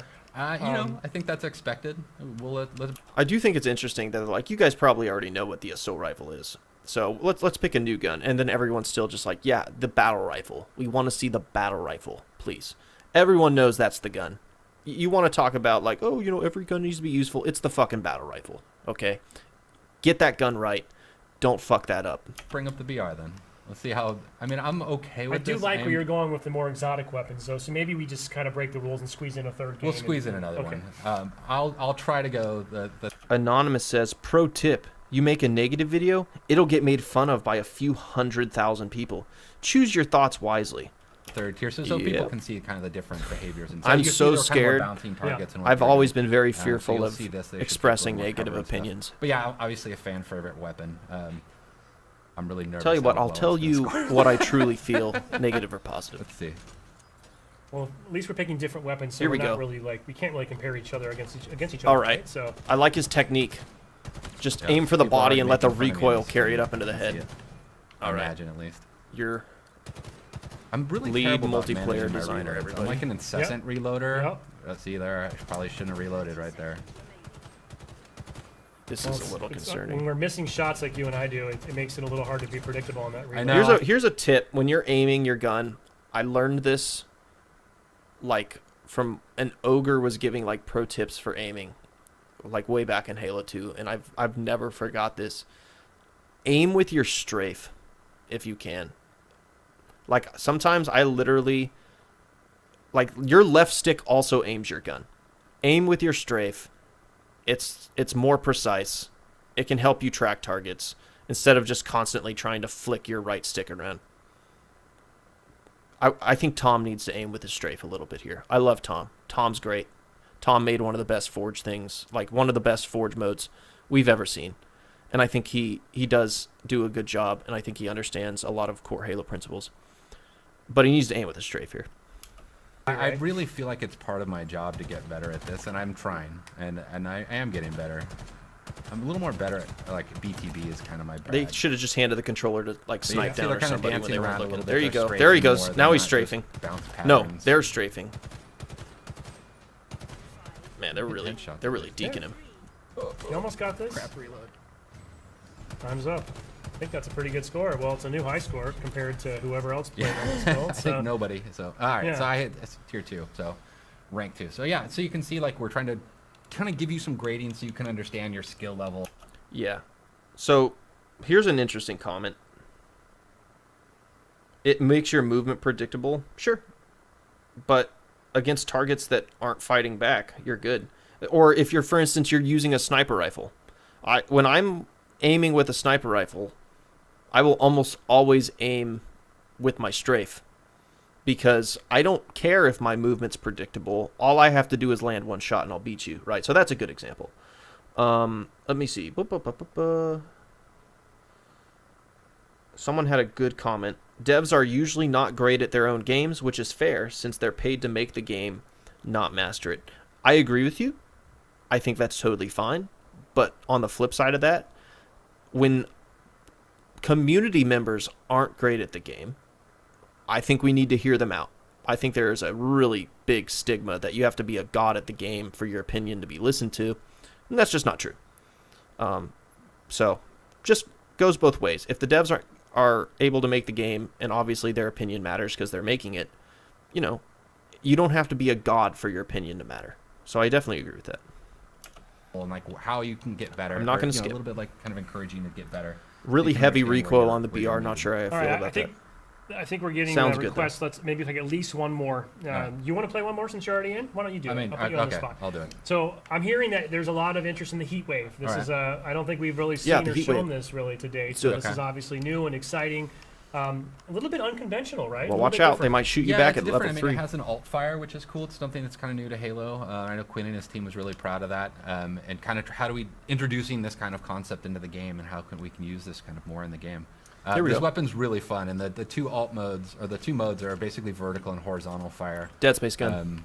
I can't remember how this drill performs. So see, one of the things cool about the drills is they're trying to do behaviors that actually encourage you to use the weapon correctly. So like these two were bouncing near each other, and so you can get a more optimal like kind of horizontal shot.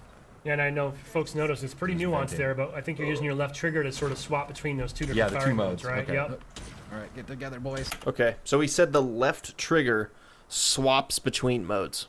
So if left trigger zoom, then that means ADS isn't just like this standard default feature. So I'm actually super cool with this. I think it's awesome. that button now is basically just changing your fire mode. So I'm okay with that. I think that's cool. That I hope more guns do that, where like you press this button and maybe alters it in some capacity. And this will penetrate, right? So you Yeah, can line guys up and just take them all. And that's good. ADS, guys, is people consider it a base mechanic, and I guess in a way it is. But shooting is a base mechanic that is augmented by the gun you're holding. Smart Link or ADS is likewise augmented by the gun you're holding. Technically, it is pervy and dependent on however you decide to individually balance a gun. So it is not by itself a bad feature because it is gun dependent and can be individually tuned. So even if it's maybe not tuned correctly and there's a problem with balancing, that doesn't necessarily mean it's specifically because the feature is bad. For instance, here we have a gun that doesn't have it because that augmented function, that secondary function, is dictated by the gun. So really, it's more of a mechanic attached to the sandbox than the base player. When you do that, you have a lot of control. So I'm not freaking out about that at all. A lot of people wanted me to talk about it. I'm not freaking out about it. Oh, very cool. Last shot sucked. There we go. Oh. Ardent Paragon says, I feel like you are being really hard on this gun for having only seen it. Ardent Paragon, I don't know what you've heard me say. I think this gun's freaking sick. I think this gun's awesome. If you watch my video, you already know, like, I like this gun. I think it's cool. I was literally just praising it right there. Did it sound like I wasn't praising it? Did it sound like I was shitting on this gun? I'm actually serious because I really, if that was misconstrued, I do not think this is a bad gun. I like this gun. I like where this gun's going. I'm definitely Oh, he's talking about the Commando? Oh, well, in that instance, yeah, the Commando looks like a complete... maybe it's a fun gun, maybe it's bad, but it's boring. You know? It's boring. Maybe it's fun to use. Maybe it's good. It's not interesting. Like, I wouldn't be looking for a new game to play and see that and go, wow, I really want to try that. I might say that about this gun, though. Time in the game, right? Like when you're in a match, you like hide behind cover, but this is definitely that like kind of stressful, which is in a good way. Like it helps you get better by, you know, going through the repetitions and the drills. Well, the world watching doesn't probably help. Yeah, it either. doesn't help. I think I'm more nervous about Oh, it was kind of a little animation cancel there or something. That's all right. We ran the ESRB up front. We're good. Oh, We're that's good. We said I can't help it. Content may not be suitable for all audiences. Look at you, man. You're sandbagging us here. 3-star. You're a master. So maybe that's we the haven't heat tuned wave. those scores yet, so maybe We're not going to go through every weapon drill, but you know when the tech build goes out Watch the tomorrow, reload again? The weapon drills will be available right away. So you folks it just that looked are like in an the- animation in the flight can play to their heart's content all weekend long. We encourage you to do that, and I want to see people kind of see if you can beat Tom's score. There you go. Let's throw the gauntlet out. Yeah, See- please. I mean, please be. You hold the reload to charge more shots over time, says the Great Ranchero. Let me go back. I don't know if that's real. Let's go back. Let's look at this gun one more time for the Great Ranchero. Cover, but this is definitely that like kind of stressful, which is in a good way. Like it helps you get better by, you know, going through the repetitions and the drills. Well, the world watching doesn't probably help. Yeah, it either. doesn't help. I think I'm more nervous about you. Well, I'll tell you what I think it is. I think it's just reloading like a shotgun. You know what I mean? You know, like how a shotgun shell, you know, is loaded one at a time. So that's basically what this is. It's no different. Like, if you just remove that idea, it's basically just the sooner you reload the weapon, the faster it gets back to max capacity. Right. So not a huge deal. There's a lot of guns that work like that. We're fine. That's all right. We ran the ESRB up front. We're good. Oh, We're that's good. We said I can't help it. Content may not be suitable for all audiences. Look at you, man. You're sandbagging us here. 3-star. You're a master. So maybe that's we the haven't heat tuned wave. those scores yet, so maybe We're not going to go through every weapon drill, but you know when the tech build goes out tomorrow, the weapon drills will be available right away. So you folks that are in the flight can play to their heart's content all weekend long. We encourage you to do that. Like the railgun? I want to. No, it's not like the railgun. The railgun you have to charge up to fire the shot. This gun basically just through a different animation, reloads like a shotgun, one blast at a time. See if you can beat Tom's score. There you go. Let's throw the gauntlet out. Yeah, See, please. I mean, please beat my score. Yeah, way better If you than the don't, I'll scatter be shot. disappointed. So. So, Which also reloaded Tom, the same way. Obviously, we talked a little bit about bots as it relates to the Academy experience that we just saw here, but bots is... No, he didn't charge it up. He was reloading. That charge was a reload. If you go back to the footage, like if you rewind, as he's charging the gun, you'll see his ammo counter in the bottom right go up. So literally that whole charge was not a charge. It was just the animation used for the reload process of this gun, which reloads one at a time. kind of the other signature experience as part of the tech preview. So before we get into the specifics, bots are brand new to Halo. Like, what do you want the world to know about bots? What's cool about them? Why are you excited about them? I'm really excited about bots because, again, like, playing multiplayer in Halo is a scary thing, and so it gives players like, we have this kind of notion of safe and being able to play safe and offline in the training mode and things like that. And so having bots to really reflect kind of player behavior. I have a question. What really is the difference between getting your shit kicked in by a computer and getting your shit kicked in by a real person? Like, when someone online beats you, like, who cares? Like, who cares? Go to the next game. You'll never see them. You will never meet them. You will never know who they are. They will never know who you are. You're just playing a game. You know, if you're worried about someone yelling at you, just mute them. You know, I don't think online games have to be that scary. I don't think they're scary. But I don't know. Behaviors is a big goal of ours, and so actually our bots don't cheat. I'm really proud of the work our bots team has done. Let's They again really are lay off the emulating player behaviors. They're doing social things like commentary. watching the motion tracker. They're listening for footsteps. They'll like pre-nade an area as you get into the better bots and things like that. So they actually are kind of reflecting player behaviors back into the game for you to, even if you're a learning player, you can kind of, oh, it did that. That's something I can learn as a tool. But again, really just giving players safe place to experiment. You spelled journalist wrong. Like we found out, the community was like, when we first started talking, Yeah, about it, it's a they're good like, warm-up. Warm up, Yeah, warm warm-up. match and stuff like that. And That's that fine. was absolutely part of the intent. And we do it actually internally, or watching our pro team do it as well. So. Yeah, they're no slouches. Tom either, before I the guess, stream to just say. I mean, let's warming talk up on the about bots. that for a minute. We've mentioned this a little bit in our blog last week, but my understanding is we want to kind of ease people into the experience this weekend, so they'll be able to jump online. And I think it's our second lowest skill level bots to start with, right? Yeah, we have in the game we'll have 4 different tiers of bots. There's recruit, and then there's marine, there's ODST and Spartan. And like we're gonna start with the marine level, which is basically kind of. And Spartan is basically just Shao Kahn from Mortal Kombat. ODST, which Just are more absolute, gold, just and then, cheap. Like, read your inputs. Spartan. The Spartan is I'm losing my words right now. But they are obviously the higher difficulty level. But we're trying to get like really just. They're the plat level player. Duh. I don't know why I'm thinking that. But yeah, so we're trying to just really kind of ramp it up. We want to let players play against the different spots so we can see the different kind of how players perform against them. We know they're not going to like, they're not shotsy. They're not going to like just dong on you like immediately. Yeah, it's less sweaty. When we get to our highest level, they really are a warm up and a learning tool inside of the game. Yeah, and I think my understanding is too that we want to get focused testing All right. and data. And Paul, and do you want me to skip to the gameplay? Buckets Yay or nay?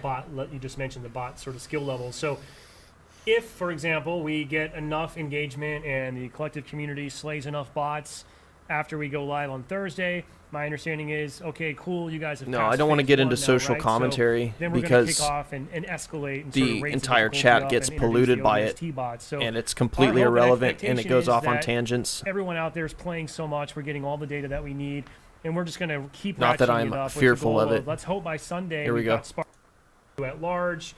Kind of to your point, right now for this focus, this is not. We're Great not Ranchero, trying to thanks sort for of stopping say, by. Telegraph. This is the competitive side of our game. Exactly. So Yeah, this is okay, about everybody social, wanted it's me to about skip fun, that. It's about Cool. learning and kind of Here we go. evolving. We're So coming. No one should read too much into that, right? Yeah, I mean, this is not your BR starts really curated level. This is kind of more what like we call internally like our pub experience or our non-ranked experience, and so this is more of the quick play option that people will be seeing. Well, let's roll that, Josh, if you got it ready. And, Everyone's if you saying wanna yay kinda- because they we can told me kinda to skip. provide some I asked if they commentary wanted along to the way. skip. We're not going to try to cast this or anything. I'm sure folks are just eager to soak it in. I But get Bravo to yell at me later if I do it's that. about 7 to 8 minutes, I think, end to end. But this is a full match. Here we go. 4v4 Slayer, Halo Infinite, in our tech preview, essentially a version of this build on Livefire. So, Josh, go ahead and roll that when you're ready. All right, here we go. All right, yeah, I think this is Series X. This is a pro team POV. Pro team POV. So basically just like well, let's see how good unnecessary they are. slide into grenade throw. Right off the bat, going for Awesome. the Got the heat wave, right? Yep. So you switch to vert. Okay, I like it. I like the gun. There's Steitzer. Stites. It's good to have Steitzer back, or we call him. What did he there's drop? A nickname of Steitzy. is Okay, kind of interesting. People implementing the VO. They threw down a shield. I feel like there's a little Yeah, bit of like a little input for peek input's technique sake here. Heisen bitch, $10, dude. Holy shit. Bots are at the very least predictable in their configuration. If you set the difficulty to Marine, you know it's a Marine level AI, not a Spartan AI smurfing as a Marine. Well, sure. Yeah, I mean, bots are fine, and different levels of difficult bots are really cool.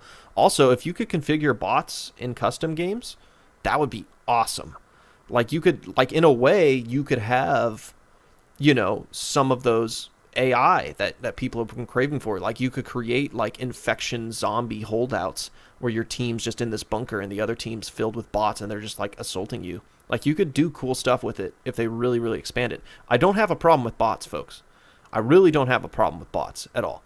I'm just talking, okay? Even if I make an observation, even that observation doesn't necessarily hurt the game. Like, oh, it's for people who are afraid to go into multiplayer. Okay, that's cool.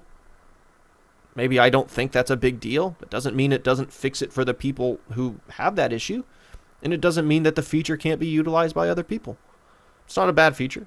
It's totally cool. Yes, I did hear Quinn say that. I haven't personally done that, to be honest. Yeah, I feel like I learned a lot by watching this pro team video. Okay. Actually, on how to play it. Like we watch them. We have regular weekly play tests with them. I don't play with them generally. It was now.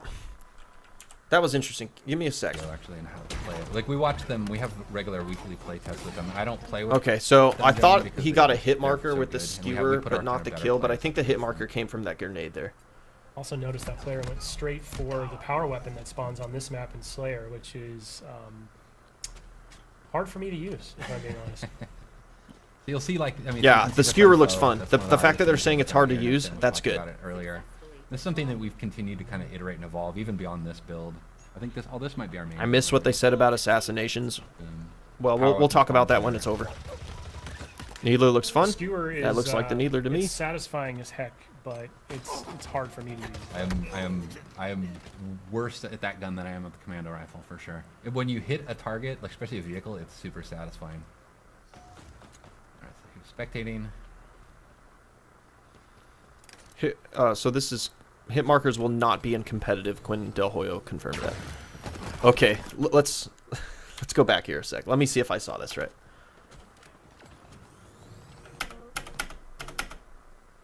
He was look who he's aiming at right now. Look who he's aiming at when he shoots. Look where the bullet goes. The other guy.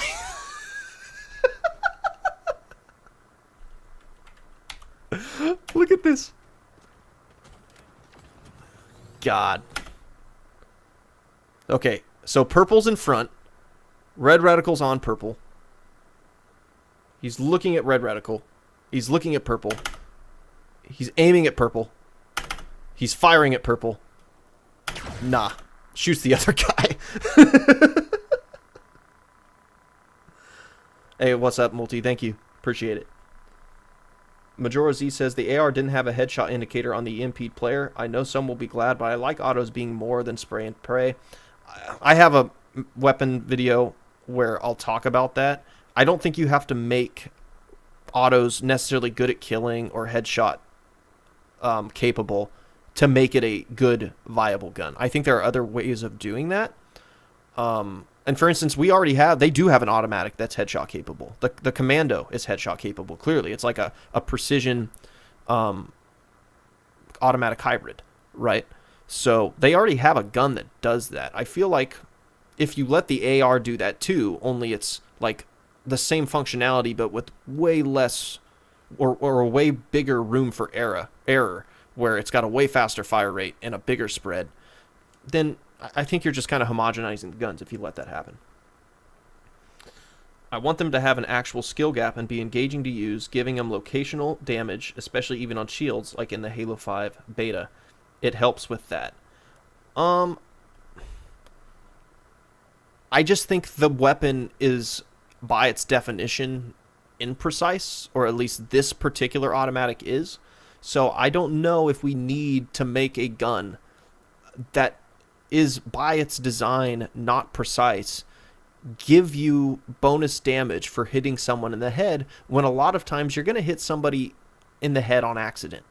You know what I mean? It's like you're going to be rewarded with bonus damage because of a random spread that this gun just inherently has, as opposed to you being rewarded with it due to skill, if that makes sense. So that's fine. I'm with you on, hey, I want all these guns to be useful. I want automatics to feel useful.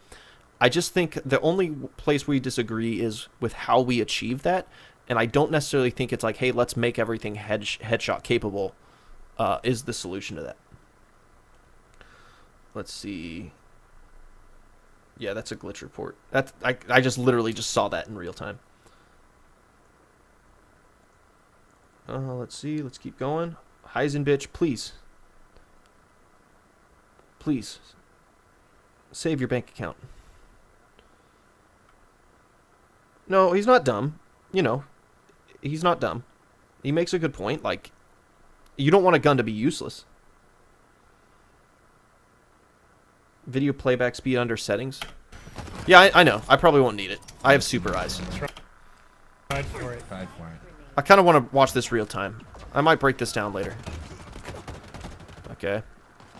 Hard for us to hear in studio, but I believe you'll hear in some personal. Definitely AI not through. fearing to use the AR There's the Spartan at longer ranges. Halo 5 really just kind of brings the battlefield. Like even these ranges can't do that in Halo 3. You know? Like Halo 3 old games, like the automatics, like, yeah, no, that's too far for those automatics. So already the guns have more range to them. I don't know if that's where I want the machine guns to be, but that's where they look like they are, and we will find out. It gives a lot more like reaction feedback to what's going on in the game, but you'll hear this personal AI, and what we did with them is we replaced what was called Spartan Leader, or Team Leader, and it's just a more personal version of that, and they have a lot of personality, and so it lets you kind of swap around. Bobby Bob, thanks for the $5, first of all. Do you hope that they will bring back OG Shoddy and Magnum? Also, what about some of the rec weapons variants from Halo 5? We'll see. Obviously, I hope they bring the shotgun back, because there's so many modes that utilize that. The OG Magnum, that would be more of a novelty gun. I think it would probably be pretty OP in this particular sandbox. And rec weapons, we shall see. Obviously, they're really cool for custom games. Also, we just broke 700 viewers for the first time in this stream, and we've been going for a while, so we literally just hit our stream high, and we're this deep in the stream, so that's pretty sick. Appreciate all of the support here. I'm glad you guys are sticking around and enjoying it. And kind of customize that feedback, and they give you a lot. Let me go back. I kind of missed what they said. Let me hear what they Leader, or said. Team Leader, and it's just a more personal version of that, and they have a lot of personal Okay, let me go back. on the game, but Halo 5 really just kind of. Yeah, you're hearing. There's a few things. So there's the Spartan chatter that we had in Halo 5 really just kind of brings the battlefield, gives a lot more like reaction feedback to what's going on in the game, but you'll hear this personal AI, and what we did with them is So basically they're saying you have Jeff Steitzer, you have Spartan chatter, and you have a personal AI, and it's just like 3 different sources of things talking to you, just like 3 different things that they can monetize. That you gotta admit, they're gonna do that. They're gonna sell you announcer voices. They're going to probably not sell you Spartan chatter, but they'll sell you AI and announcer voices and have Spartan chatter. All 3 of them they basically just divvied up all of the communication into 3 different things, which is okay. Like, at least I can turn it off. Like, I'll turn Spartan chatter off, maybe turn AI off. My boy Jeff, I'm cranking that shit up though. Games for Yui, $5. Thanks, dude. Or girl, whoever. What do you think about what they've done to medals and multi-kills? They look terrible and unimportant, in my opinion. Also, multis get called out in the feed. Yeah, I mean, they do seem kind of and they are a little it's just subdued more personal here. version of that, and they have a lot. Let's wait of till we see the next personality, one. So it lets you kind of swap around and kind of customize that feedback, and they give you a lot of low-level fit. Pulled the power up. Yeah, I was just going to mention. They replaced that's it with the different AR chatter? Change, right? Did I hear that wrong? On That's fine. pickup anymore. You can hold on to it. Dumb idea. Yeah, we think that'll bring a lot in the long term and allow us to do more things with power-ups than kind of just traditional kind of just quick stat kind of reflections, but having like really the notion of power equipment in the game. Oh, God. Let me hear what they say right here. Activate on pickup anymore. You can hold on to it. So Okay. that's a That feedback, and they give you Active a lot of camo, low-level pick fit. that Pull the up. Power up. Yeah, I was just going to mention, that's a change. Right? It decent doesn't activate amount on of pickup wind up anymore. there. You can hold on to it. Activates on pickup. Gotta Yeah, hold we on think to it. that'll bring a lot in the long term and allow us to do more things with power-ups than kind of just traditional kind of just quick stat kind of reflections, but having like. So what do they think they can do with it? Like, what more do you think you can do with it by allowing you to hold on with it? Like, literally, you have to frickin' hold it up in front of your face like frickin' Rafiki holding Simba to the Pride Lands for like a solid 3 minutes before it even activates. Like, that's how clearly imbalanced it was in their testing for them to have to do that. And it's just like, why?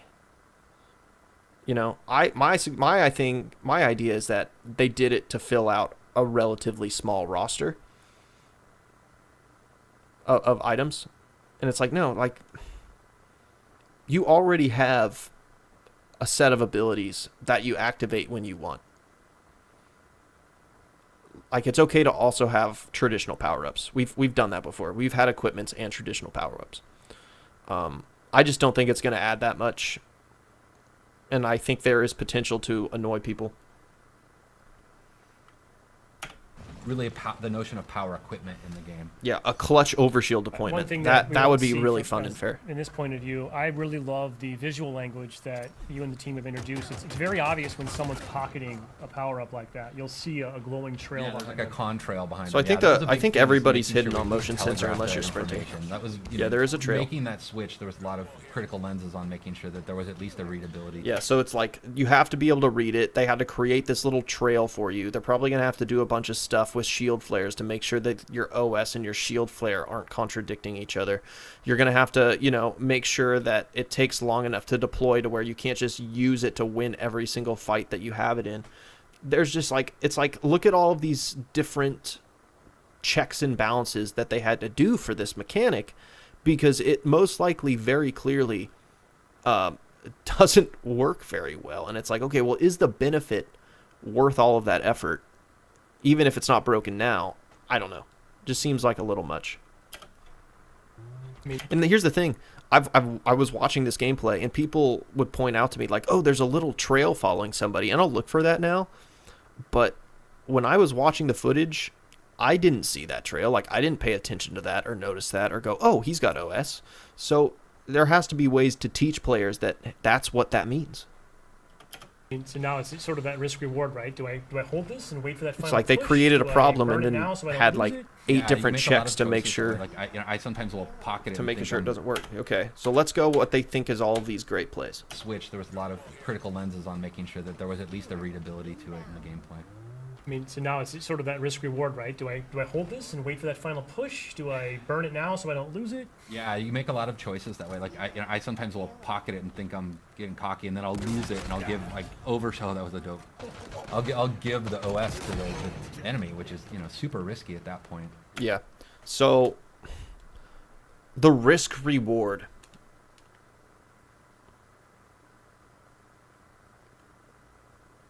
Is there really a risk reward? And like the play, like, oh, it's this decision. Do I use it now or do I use it later? Like, it's just like game speak for taking like a really simple, stupid decision and then making it seem like it's like this tactical choice that adds to the dynamics of the game. Like, oh, like it's just this choice. Like, do I use it now or do I, shoot later? Like, for instance, trying to make the rocket sound skillful. Because like being like, oh, it has 2 shots, and you're thinking like, do I shoot the rocket now and kill one guy, or maybe do I hold it on later, like for when maybe there's 2 people standing next to each other, like it's this decision. Like, no, it's a fucking noob ass power weapon. Like, and you can you can come up with a bunch of bullshit, but that's what it is. and pocket power-ups is not that big a deal, especially considering how much you've had to do to balance it. So it's not like maybe going to be this game-breaking thing, and it's a part of the equipment, so you can control it. If it sucks, get rid of it, no problem. But I do think it's kind of funny that they're pointing this out like it's like some big change. And there's just as many strategies for static armor, like the way you navigate the map, the way the map is played. Oh man, like, do I stand next to it? Do I take it right now? Or do I stand next to it and wait till I get attacked and then take it? It's literally the same concept. It's just as much strategy. We're seeing a couple of little sort of... Choices don't mean depth every single time. Like, especially when the choice is, if I hold on to it, I might be able to fuck someone over later and make their experience less good.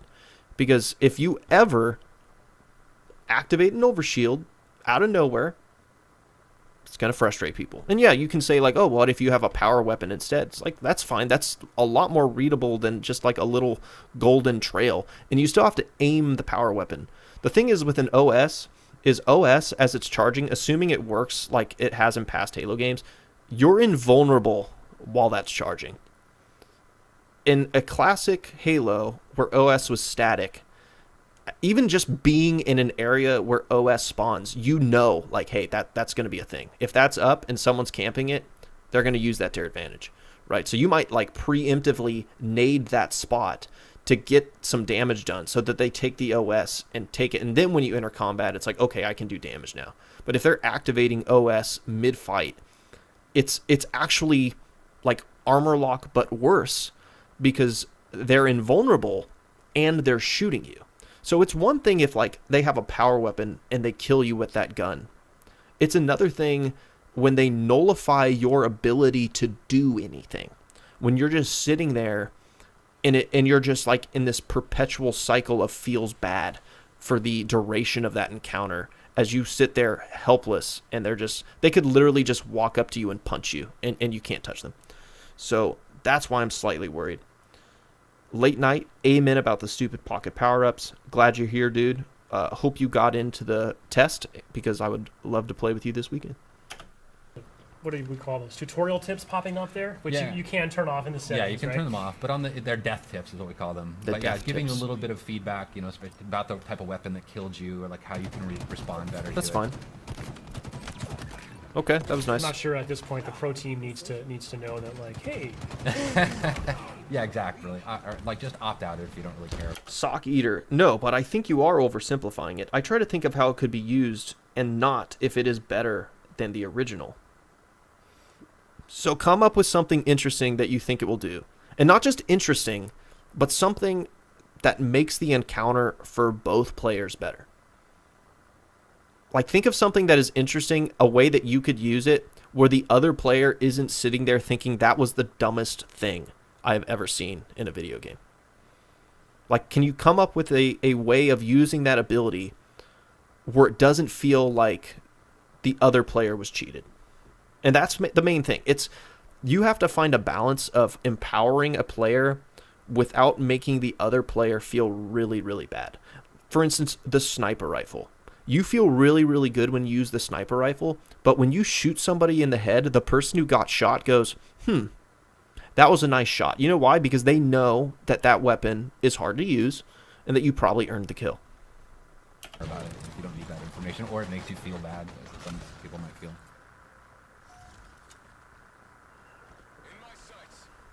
I do love this map. Yeah, the pelicans flying by. It's the it's the 3-lane map. Homage to Sergeant Johnson. At least that's what it seems like to me. Avery Johnson Academy of.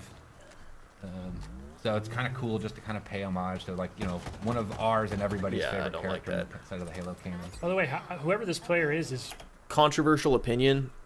Him this distance right here, he should not even be able. I think the automatic weapon, or at least the soul rifle, from this distance, he should be like, I'm not even going to bother shooting at that person.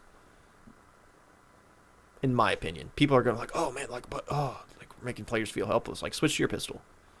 If you want to shoot that guy, switch to your pistol. We know it has a quick draw functionality. That's a good time to use it. Like, we don't need to make the assault rifle good at this distance.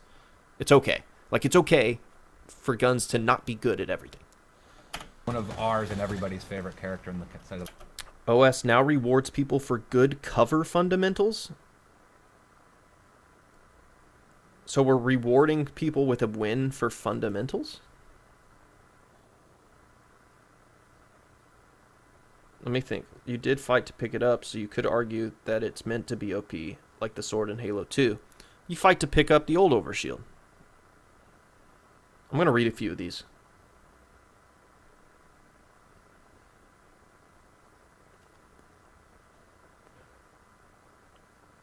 If someone repulsor jumps over your head and backsmacks you, that is cool.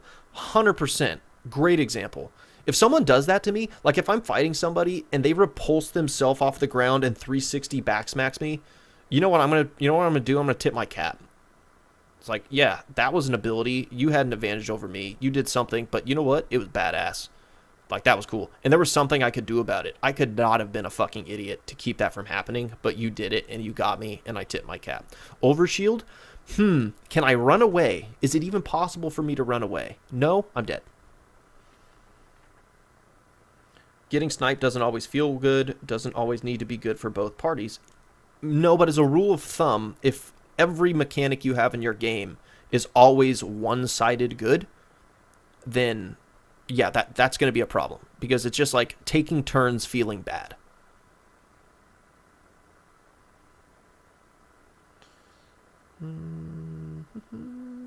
Exchange right gun distance.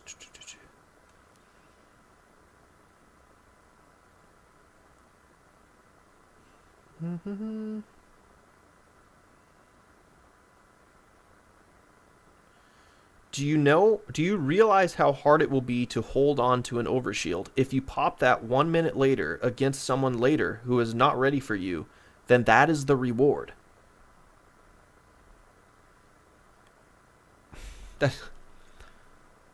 If you lose the overshield, it is your dumb decision.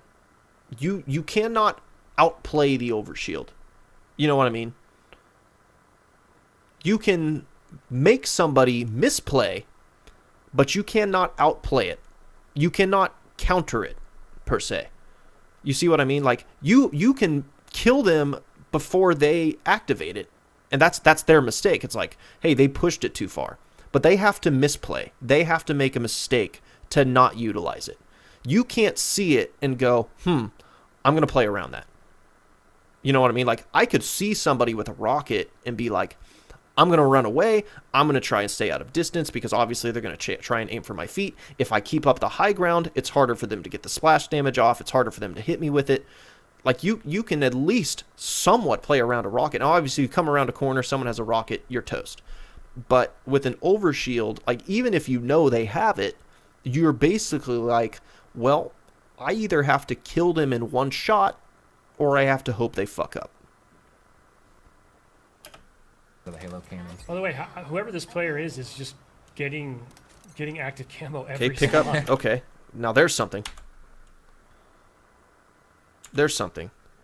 Why do we have to do this? Pay homage to, like, one of ours and everybody's favorite characters. And I'm sure we saw this Halo before, but cannons. I just By the way, noticed it. whoever this player is just getting... Why do we pick up grenades? Why do we have to hold X to pick up grenades? Because I'm pretty sure in the control scheme it said we could switch grenades. So why would that not just be an automatic pickup? Just a quality, unless you can only hold one grenade at a time, which would be bizarre. Just like a really minor thing I saw. Infernal Coin says, it doesn't matter what anyone says because he will find a BS way to disregard it. It's not worth trying. Well, I mean, I think I was I not, taking time and, talking about the points that were brought up? It's not, I didn't disregard it. I didn't cast it away. I paused the video and talked for like multiple minutes on the thing that was pointed out. Isn't that the whole point? Like, just because I didn't think to myself, oh wow, yeah, you got me there, overshield does take skill, just because I didn't change my mind doesn't mean I disregarded your opinion. I considered it and I talked about it. Does anyone think I disregarded that opinion?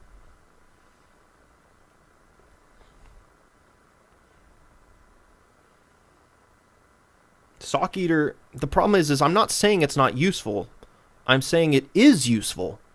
I'm saying it's potentially useful in a way that is detrimental to the game. Okay? Maybe that's a better way of me saying that.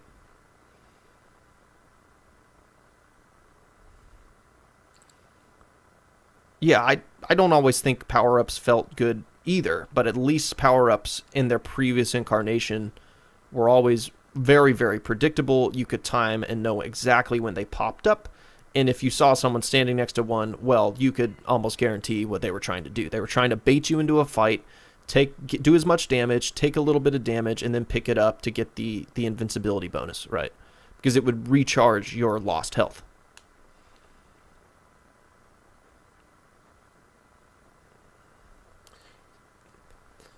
Let me go back. Oh, man. I got a few donations here. Let me try and read these. Seventh Swell. Thoughts on TTK? Seems really short to me. TTK does not have to be long in Halo game. Halo CE had the shortest time to kill of any game in the franchise. So if it's a short time to kill, then the weapons need to take skill, if that makes sense. Let me keep going. Onyx the Wolf, good point. Will an OS be drained by a pistol charge?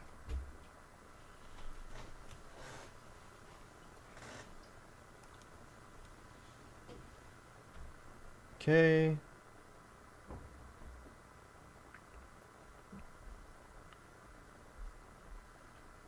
Crunchy Wolf. Bro, you're describing Overshield as if there are 5 on the map and it's going to spawn every 15 seconds. No, people miss my point. I've already said this isn't going to break the game. I've already said this is a piece of equipment and it can be removed if it's negative, if it negative impacts the game. I don't think this is going to be a deal breaker. I've already said that. That doesn't mean you can't discuss the merits of the mechanic, folks. You can still discuss the merits of the mechanic. Majora says he thinks that you can pick up nades because there are more than 2 nade types, but you can only have 2 at a time. Okay. I don't hate that. I don't hate limiting the grenade spam in the game. I don't hate that.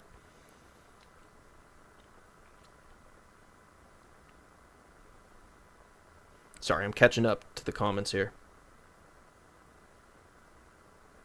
Really, what I'm saying about the OS is that I think the OS, the gameplay that it provides, even when it was a power-up, is not good.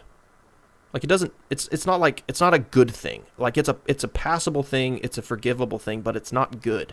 So this version of Overshield, the effects it has on the game, even if you could think, oh, it does this, oh, it does that, and it changes something, I don't think you could argue that it's good for the game. Now, we're going to find out.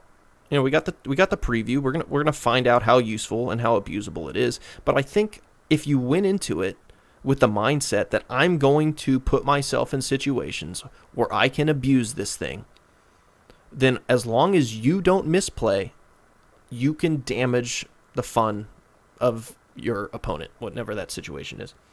Ultraban says, might be because it's on the pad. Maybe. I still feel like you should be able to pick it up, though.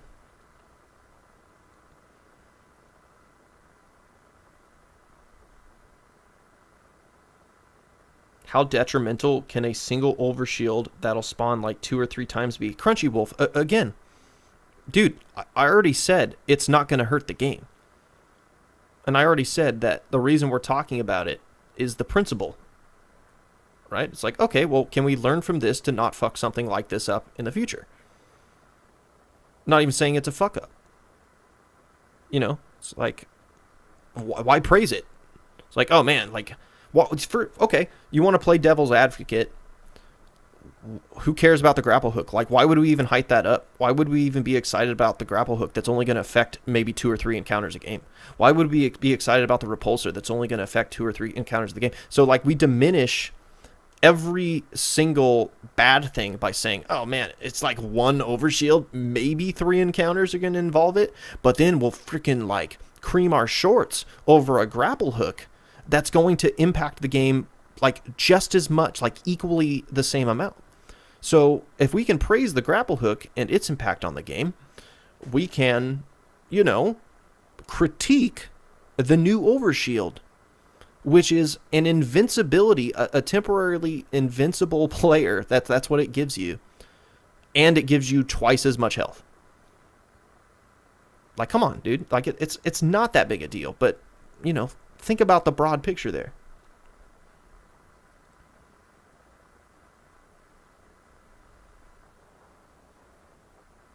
Let's keep going. Man, I haven't played the video in a while. I'm gonna get to it in a second. If you get damaged, they'll cancel you out. Okay, then you could outplay it, right? Because like then someone tries to activate it, and you shoot them, and then they've actually hurt themselves in that situation. So, if it's interrupted, which I don't think it is, because in the original video when the guy's fighting and he has the OS and he's getting shot by the bulldog, it's not like he puts it away. Like, the animation just doesn't finish. So I don't think that's how it is. If that was how it was, it would probably be okay. And then that would solve another problem that OS had previously, right? Like, if you had to pick it up and activate it and it could be interrupted, then you couldn't even, in the classic sense, pick it up and activate it right away and just camp it. So, yeah, if you did that, you could only activate Overshield when you thought it was safe, which I would be okay with. Let's keep going. All right. Zimzilla99. Thanks for the $20, dude. Saying that he disregarded a point and there's no point trying is disingenuous and gaslighty. The fact is 343 is changing fundamentally unbroken concepts and adding flowery language to justify the change. Well, thanks for super chatting that to put that dude on blast. We don't need to do that. We're just talking with him. But thanks for the support. And yeah, it wasn't a broken concept. I wouldn't say it was a great concept. It was okay. I think there was some cool plays and some really I liked it in CE where they had physics to them and you could like break the glass floor and drop power-ups down and stuff like that. But yeah, they're definitely using flowery language to justify the change. Just like, oh, you know, it's this choice. It's like this decision, this tactical thing. Like, no, it's not. It's not that cool. Like, it's one of those things where you could just think about it and you're like, oh, yeah, that would cause a lot of problems. But some people, they're going to defend everything just like they think I'm going to attack everything. Try and be balanced, but it is what it is. Crunchy Wolf says, to your credit, I can see scenarios where someone can be camping or hoarding a power weapon, and the moment you get the drop on them, they drop Overshield and continue their streak. That could be annoying. But yeah, see, we've already, like, met halfway in the middle. We've already, through discussion, found each other's point of views. You know what I mean? I agree with you. I don't think it's going to be a big deal. I don't. In fact, if it gets bad, like, the worst case scenario, it ruins the game when it's there. Guess what? Because of how it's implemented, because it's a piece of equipment, they can just cut it, remove it, take it off the maps. Oh yeah, it's not fun. People hate it. It's okay. We were really smart with our implementation, and we can remove it. So even at its worst, it's completely controllable. It's not going to break this game. It will not break this game, I promise you. And then now you kind of see my side. Hey, yeah, maybe there's situations where it's not that fun, right? So cool. Glad we got there. Oh my god. Okay, here I'm gonna go. Getting active camo every spot. I don't know what the other team's up to right now. Seems to be here we go. Watching that. That was a decent activation time. I don't know what the other team's up to right now. That's interesting. So there's a lengthy activation time, and then there's a lengthy actually go to camo time. Now I wonder if that's like kind of how CE does it, where depending on your weapon, you'll like pop in and out of camo faster. But that is a long time to get from picking it up to going to full camo, which might be a good thing. Because I don't think you're going to be able to do that just like mid-fight where you're just like, oh, he's invisible now. Definitely not going to look like you can do that. Yeah, watching that call out. Yeah, the power-ups, we treat those like, you know, like the power weapons and stuff. They're up on a pad. They have a lot of messaging and broadcasting about them. Yeah, so you know clearly. When they're coming up.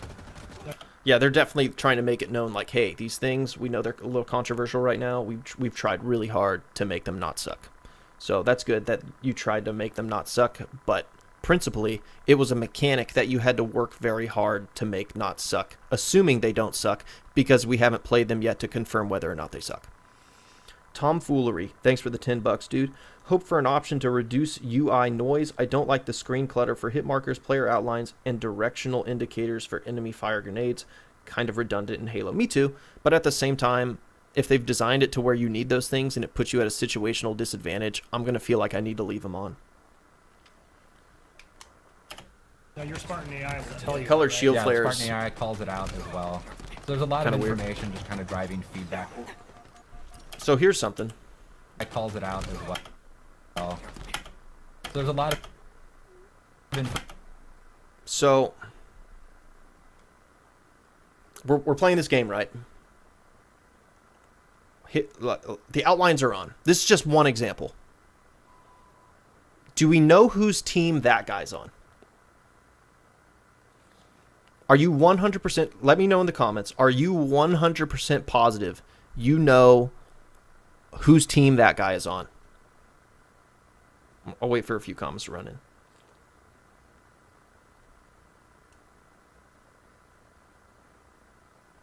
Like, obviously, we know this guy. This guy's red. So we have someone that says this looks red. That outline actually looks blue to me. The guy that's behind him. So this guy's red, and then we see this guy. Blue. No clue. No, it's just enemy team. How do we know that's enemy team? I can't tell. That's not a red outline. The other guy is blue. The guy he's shooting at is red. Are we sure? I assume red. So there's actually more red than blue. I don't know, and this is kind of my point. We're approaching a room, and we're fighting somebody, and we see that there's two people in there.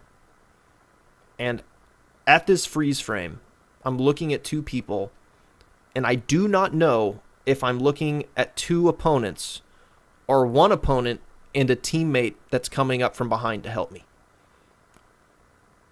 You kind of see my point here, and I'm not saying it's going to be busted. It's just here's just one example where in your mind this system is laying the seeds of doubt.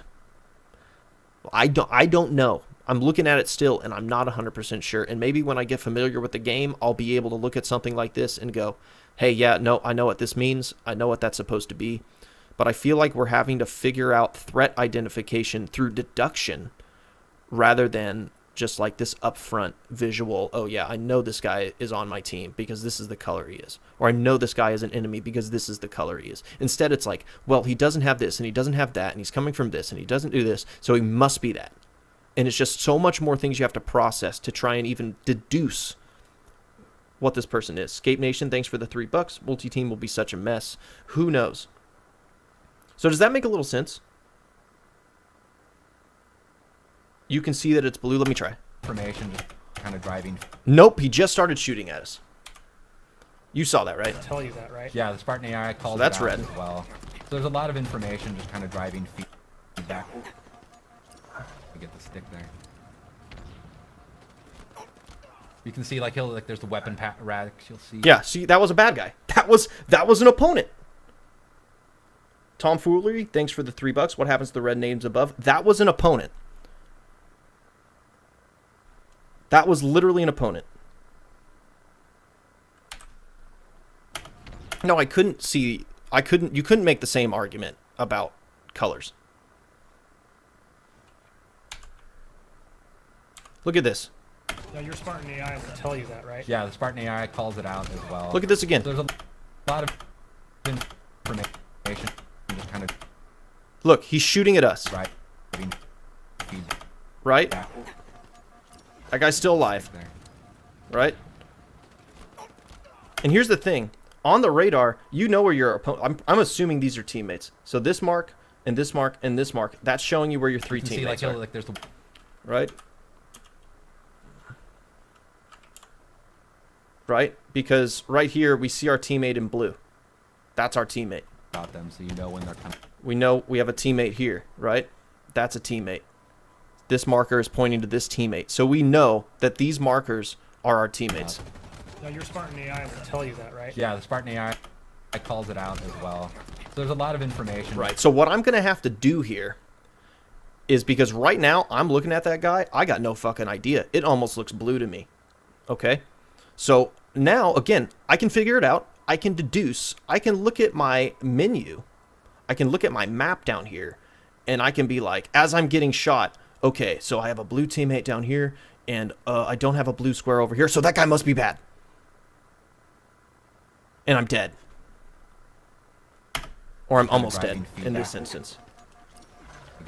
Okay, so now you guys can see it, right?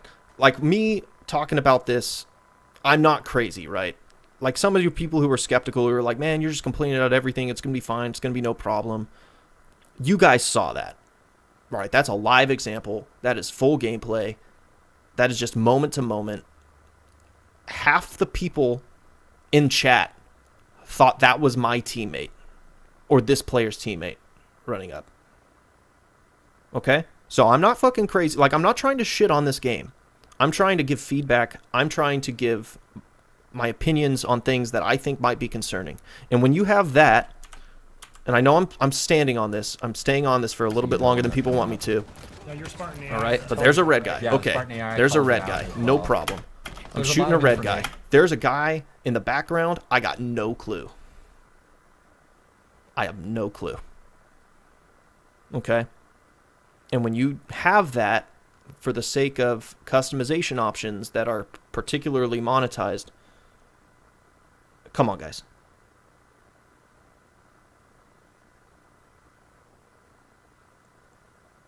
Might be a bug, agreed.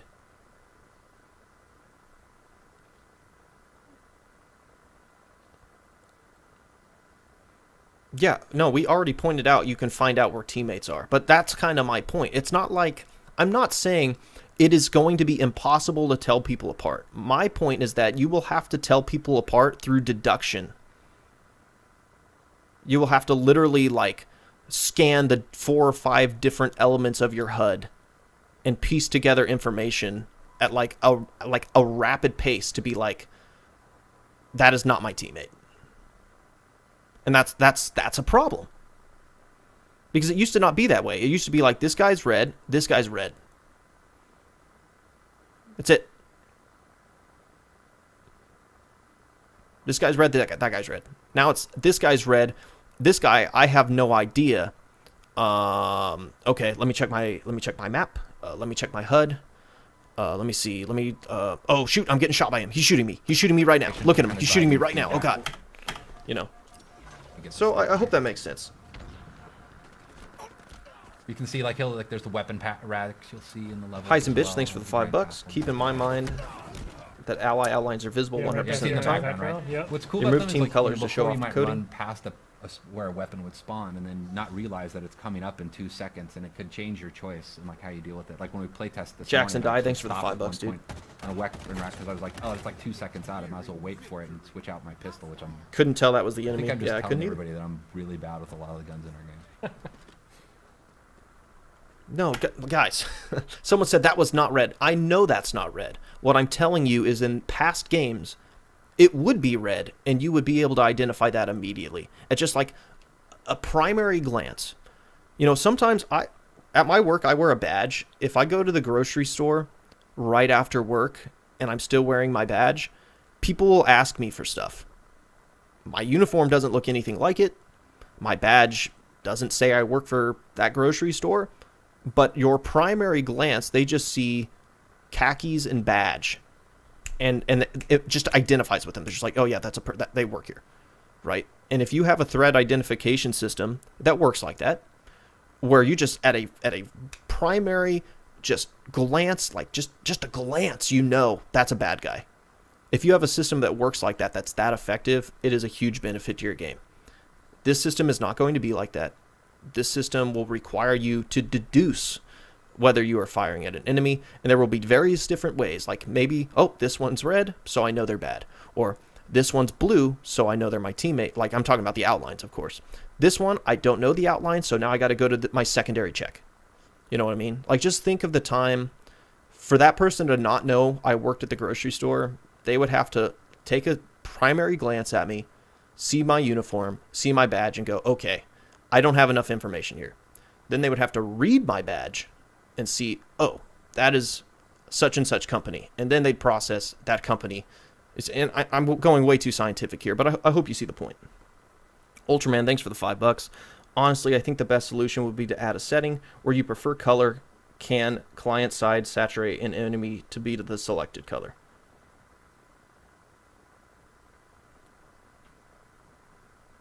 All right. Let me take a look. I just think it's funny because, like I said, I haven't seen this gameplay. I haven't seen this. I was actually just making an argument that, hey, it's I don't know who that is. I would have guessed that was my teammate. When we found out that it wasn't, that was kind of crazy. That was like just kind of a live, oh look, it happened.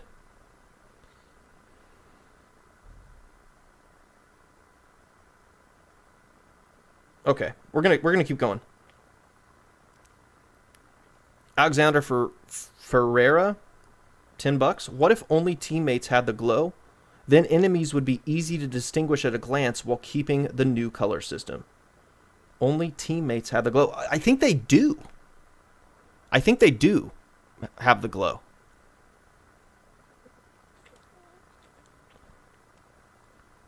Again, but it's just like, you have to go, it went from, there was one step to find out who was good and who was bad. Now you might have to go to 2, 3, or 4 steps. Not only that, but you can get confused. Because the person you're looking at, their color, their primary way of identifying them means absolutely nothing. Right? Like, they could be orange. Like, you could have a teammate that's orange, and then you could be orange, and then they could be in a field which is red or blue, depending on who's controlling it at the time, which is just going to completely muddy the outline system up, and it's going to be super confusing.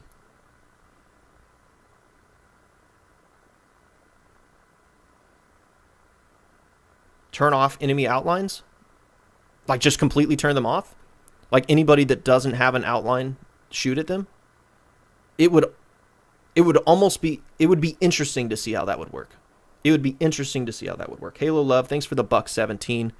Spartan 117 representing.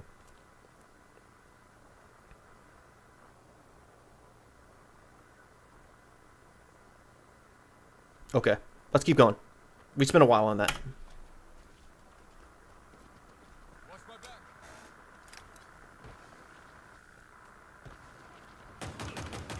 That's a bad guy. That's a bad guy. Okay, I'm not going to do that. I'm not going to just point out every single situation. I do love the sidekick. Do you? Yeah, it's really cool, and like when somebody's really good with it, it's really threatening because they can just feather that thing super fast. And just this player really likes this little like drop wall.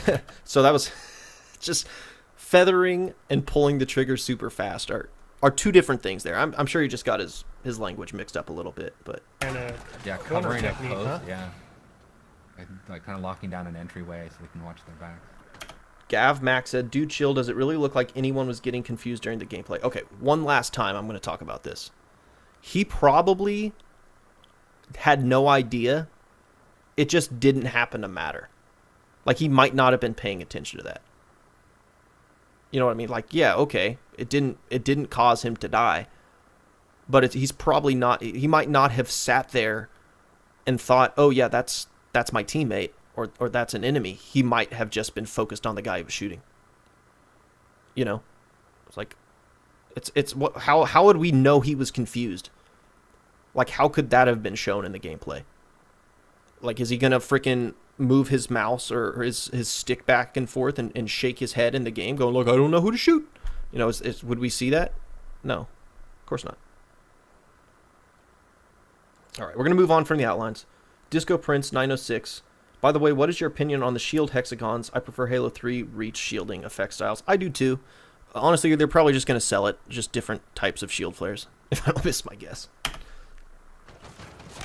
It's neat to watch how people use these, like all the different equipments in different ways. Well, hopefully a lot of players this weekend are going to be lighting us up on social, sharing clips with us, because I can't wait to see just some of the new creative ways that the community at large figures out how to use this new sandbox. Yeah, Yeah. and it's interesting too. Like, I mean, like the way we have our maps tuned, like in our main. Even that, let me see. I can't wait to see just some of the new creative ways that the community at large. Okay. So I can barely make out that outline. And that's fine, because what I think they're trying to do is they don't want you to have players like highlighted in the distance. They don't want to highlight your periphery. They want you to notice things. I agree with that. I want that. Okay. But when you do that, basically what that means is, again, they have to have another check and balance. They have to have another thing. They have to increase or decrease the intensity of the outline depending on your, orientation to the enemy. And that, again, causes so much gray area. Like, look, you can barely even notice, like, the faint red outline here. And maybe it is the quality of the video. But as he gets closer into frame, again, not like super obvious. How to use this. And then now it's like, okay, he's red. Like as we start shooting him, it becomes very plain and obvious. So it's just little things like that. Kelvin Garrido, thanks for the $1, dude. Zimzilla99, thanks for the $5. Considering where he moved up to cover after the first engagement, he ends up getting killed by the second enemy, who he didn't seem to notice at first. I'm not going to read that much into it. Like, if we were being super conspiracy theorists, we'd be like, yes, the outline system caused him to die. But I don't know if I'll go all the way there, just because I don't want to surmise. Yeah, he's obviously an enemy. I'm not saying I didn't know that was a bad guy. What I'm saying is you can see that there is a variable between the intensity of the outline, which means that there will be variable intensities of the outline throughout the game. You will have enemies that are more red than one another. Like, one enemy will be more red than the other guy. And again, it's just more things that you have to deduce. It's more things that you have to process, all to simply figure out who to shoot. And you're going to be able to do that very fast, especially when you're used to the game. You're not going to be able to do that as fast as classic Halo. It is a downside. New sandbox. Yeah, and it's interesting too. Like, I mean, like the way we have our maps tuned, like in our main builds, is they have different equipment and stuff on them, and because we don't have the entire sandbox in the flights, as we swap things out, so it's actually not. Yeah, all even three of the those are same kind bad. of basically map placement path that we would have in the released version of the game, but it just at least gives us. Isa name says, not knowing who your opponents are could play into the skill gap of the game. Okay. I'll challenge that. Isa, how do I, as an opponent, utilize that to my advantage? If it's a skill, if it's a matter of skill, how do I utilize it? Something so we can get something in there. Yeah, you're going to flinch. That's a great point. It's the fact that you're going to flinch. Nova Prime, it's the fact that you will now flinch at any player when you can't see the outline properly. Yeah, and you're going to flinch. You're going to be like, hold up, let me check my map. Oh, wait, now they're shooting at me. Oh, fuck. People to play with.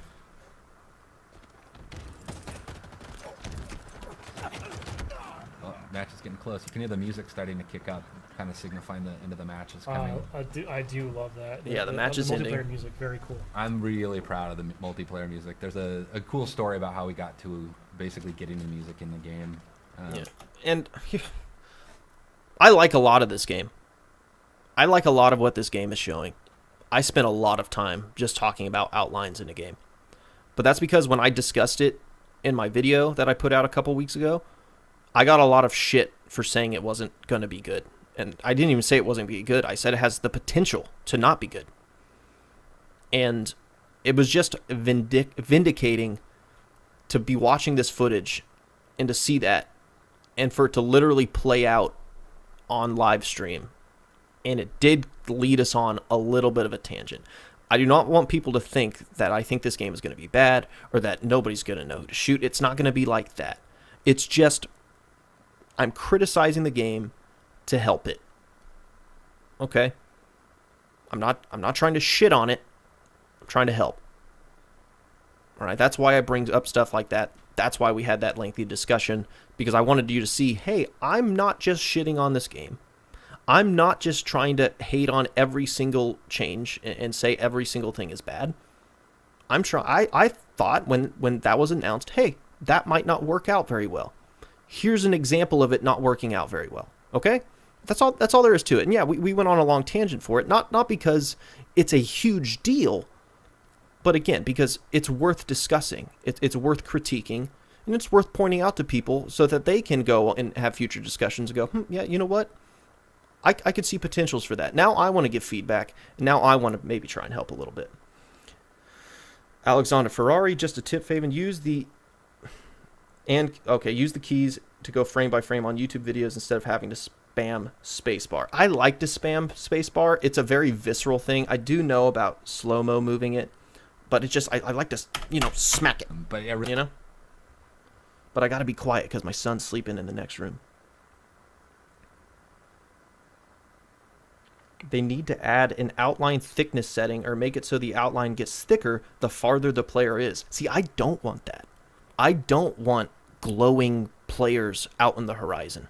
I want the opposite of that. They've actually done the opposite of that. If you're farther away, they don't want you to be drawn to enemies out there in the distance. They want you to use your own perception and your own periphery to figure that out.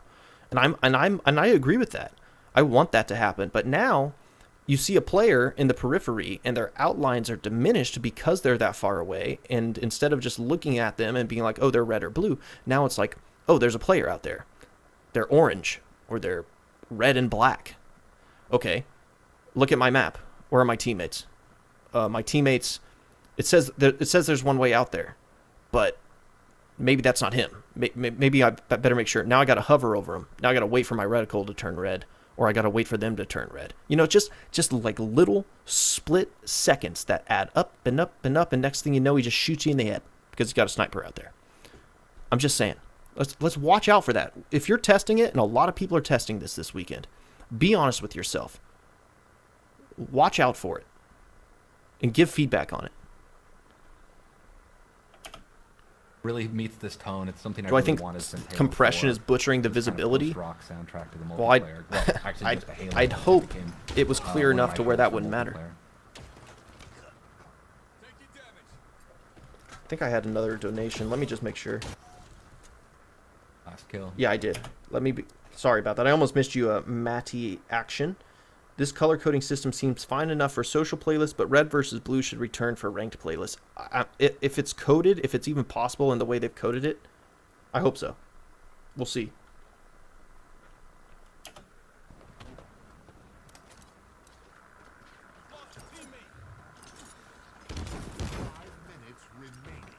Cool.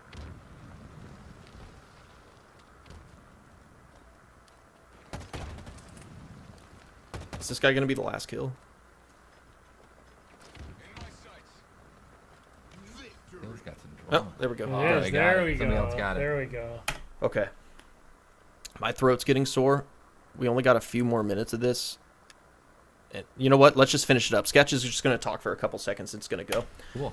Yeah, that was Gav actually Mac neat. 11. Oh, Thanks right. for the $2. Nice. What do you think about the field of view Nice. settings? Nice. Fine with it. Hey, so Field of view, I'm happy that we were especially able to for show some that people today. who are Not only kind of our get first time motion sick. showing the game on Xbox Series X, but we know the community's just show us a full match end to end. So happy we're able to do that. You'll be able to see a lot more of that, obviously, firsthand. Legend himself, $5. What the sensitivity like and what the future for Halo tournaments? Aim this for the head, weekend. lol. And I think safe to Eisenbitch, say, $10. once we get a In little my further opinion, down I think and a we're fair ready to amount of talk these more about the features, competitive side, player some of the outlines, ranked etc., settings, will only be intrusive you problems know, people are if probably players eager to can't see, acclimate to I them. would love to see a true 4v4 pro team match. That So would be brutal. we'll bring that later. Tom, any kind of final words or parting thoughts you'd like to share before we wrap this up today?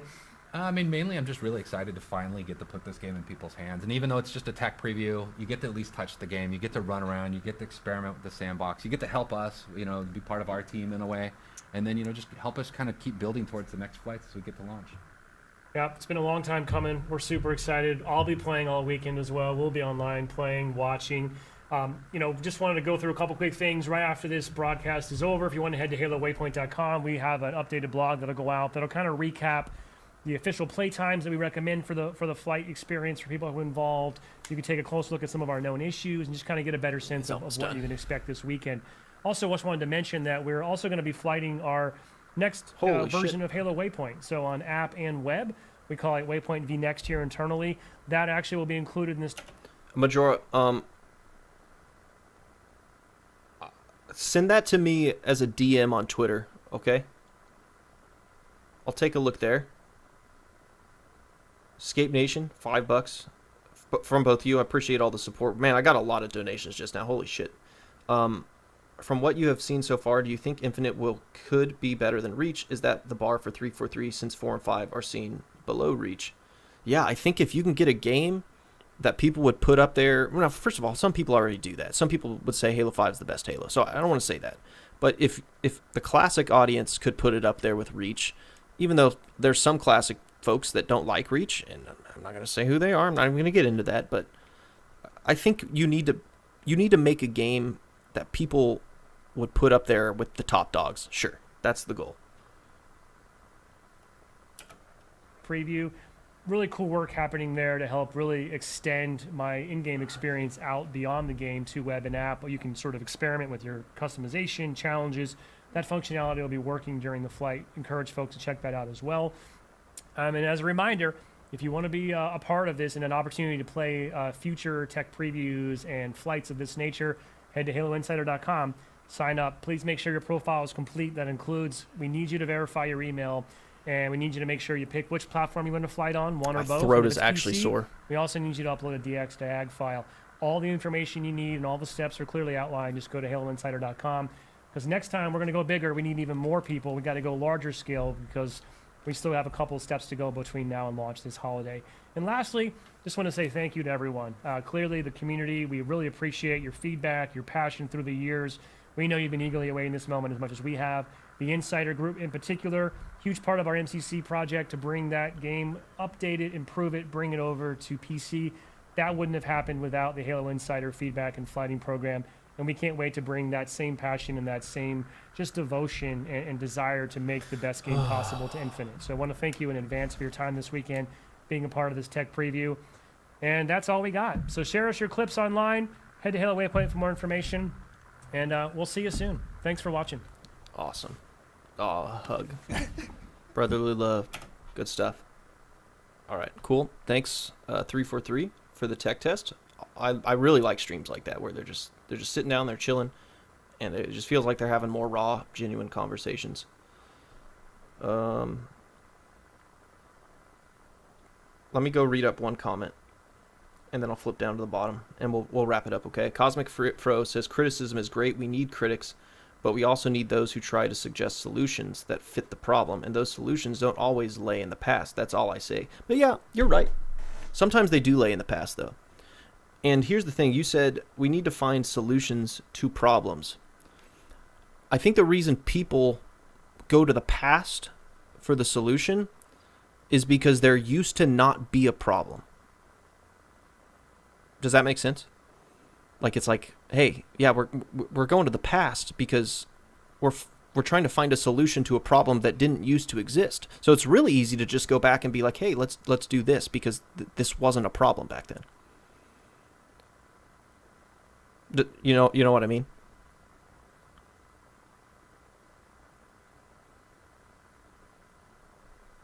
Okay, let's go down. Holy crap. Wing Dust says, I don't know if you saw it already, but you can change outlines on the settings, enemy, allies, and fire team. No colors. No team colors. Yeah, I'm sure they have a bunch of settings, but my problem is that they have so many variables dedicated. Like, think about it. Halo had, like, what, 2 variables? It's like you had check marks over your head, you had, a red name, and you had team color. And really, all you needed was the team color. Everything else was just kind of secondary. You just look at someone, oh, they're red. That's an enemy, or it's my teammate. They're blue. That's an enemy or my teammate. Now it's like we have 8 or 9 different checks and balances to deduce who everybody is.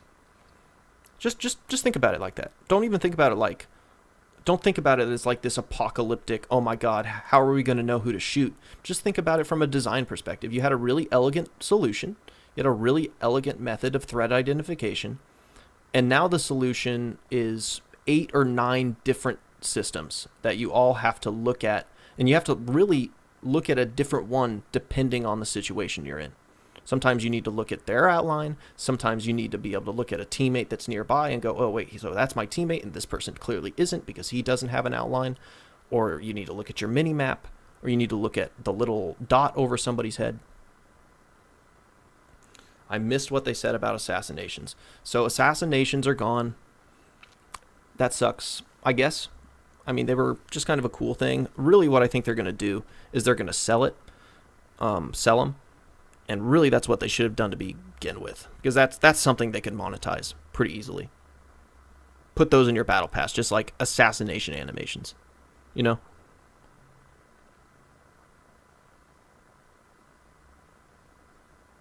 Okay. My throat is hurting. I'm not going to be able to go on any more tangents. So that was our first kind of raw look at Halo gameplay. Looked fine. I'm going to know a lot more tomorrow. I'm going to know a lot more over this weekend. We're all going to know a lot more. And we're going to talk about it. And it's going to be fun. So I want you guys to leave 2 numbers in the chat. The first number I want you to leave is, like, on a 1 to 5 scale, how good do you think that presentation was? And on a 1 to 5 scale for the second number, how much did you enjoy the stream today? Just a quick survey. 69. Nice.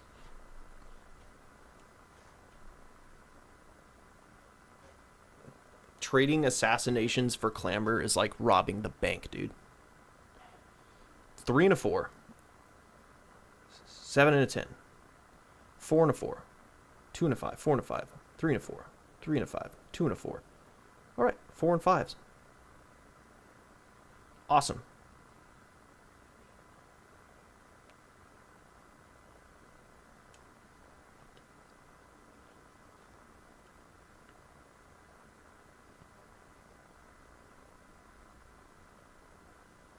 Awesome. Holy shit. Okay. Maybe this was a mistake. Everybody's participating. Oh, God.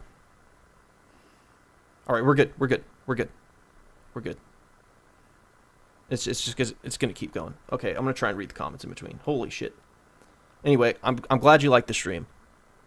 I have fun doing these. I didn't know I was going to do it for this long, but I, just kind of got wrapped up into it.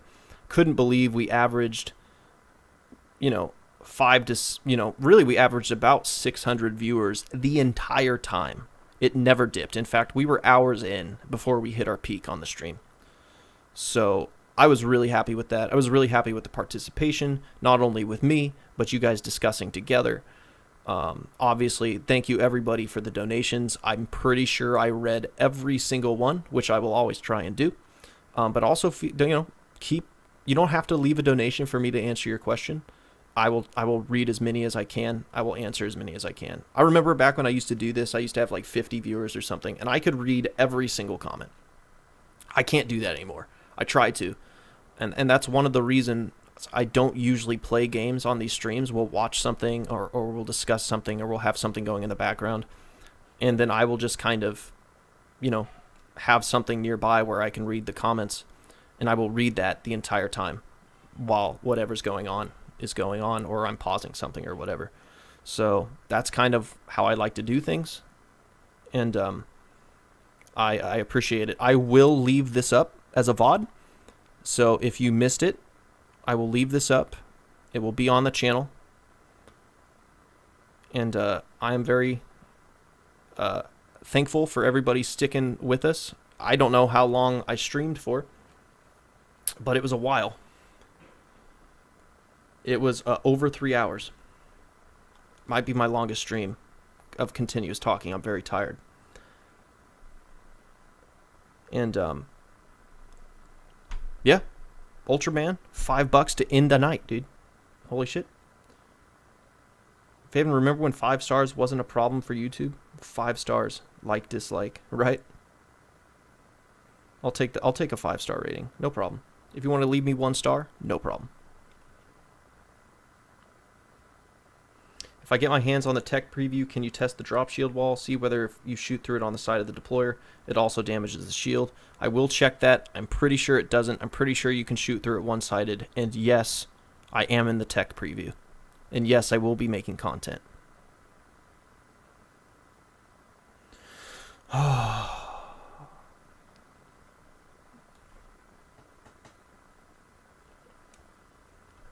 right. Thank you guys so much. Time for the worst outro ever, because I'm very unoptimized. Thanks, guys. Shout out to all you.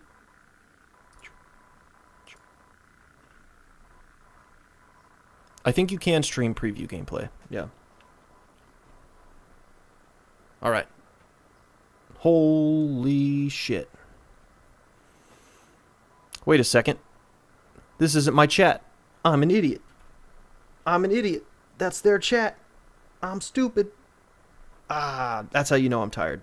I thought this was my video. I'm like, yeah, you can chat, dude. Hey, thanks for coming out. Wait a minute. This isn't moving. What's going on? Yeah, I'll save my throat for the videos this weekend. All right, guys. Appreciate it. Broadcast out. Horrible. It's so ugly. I'm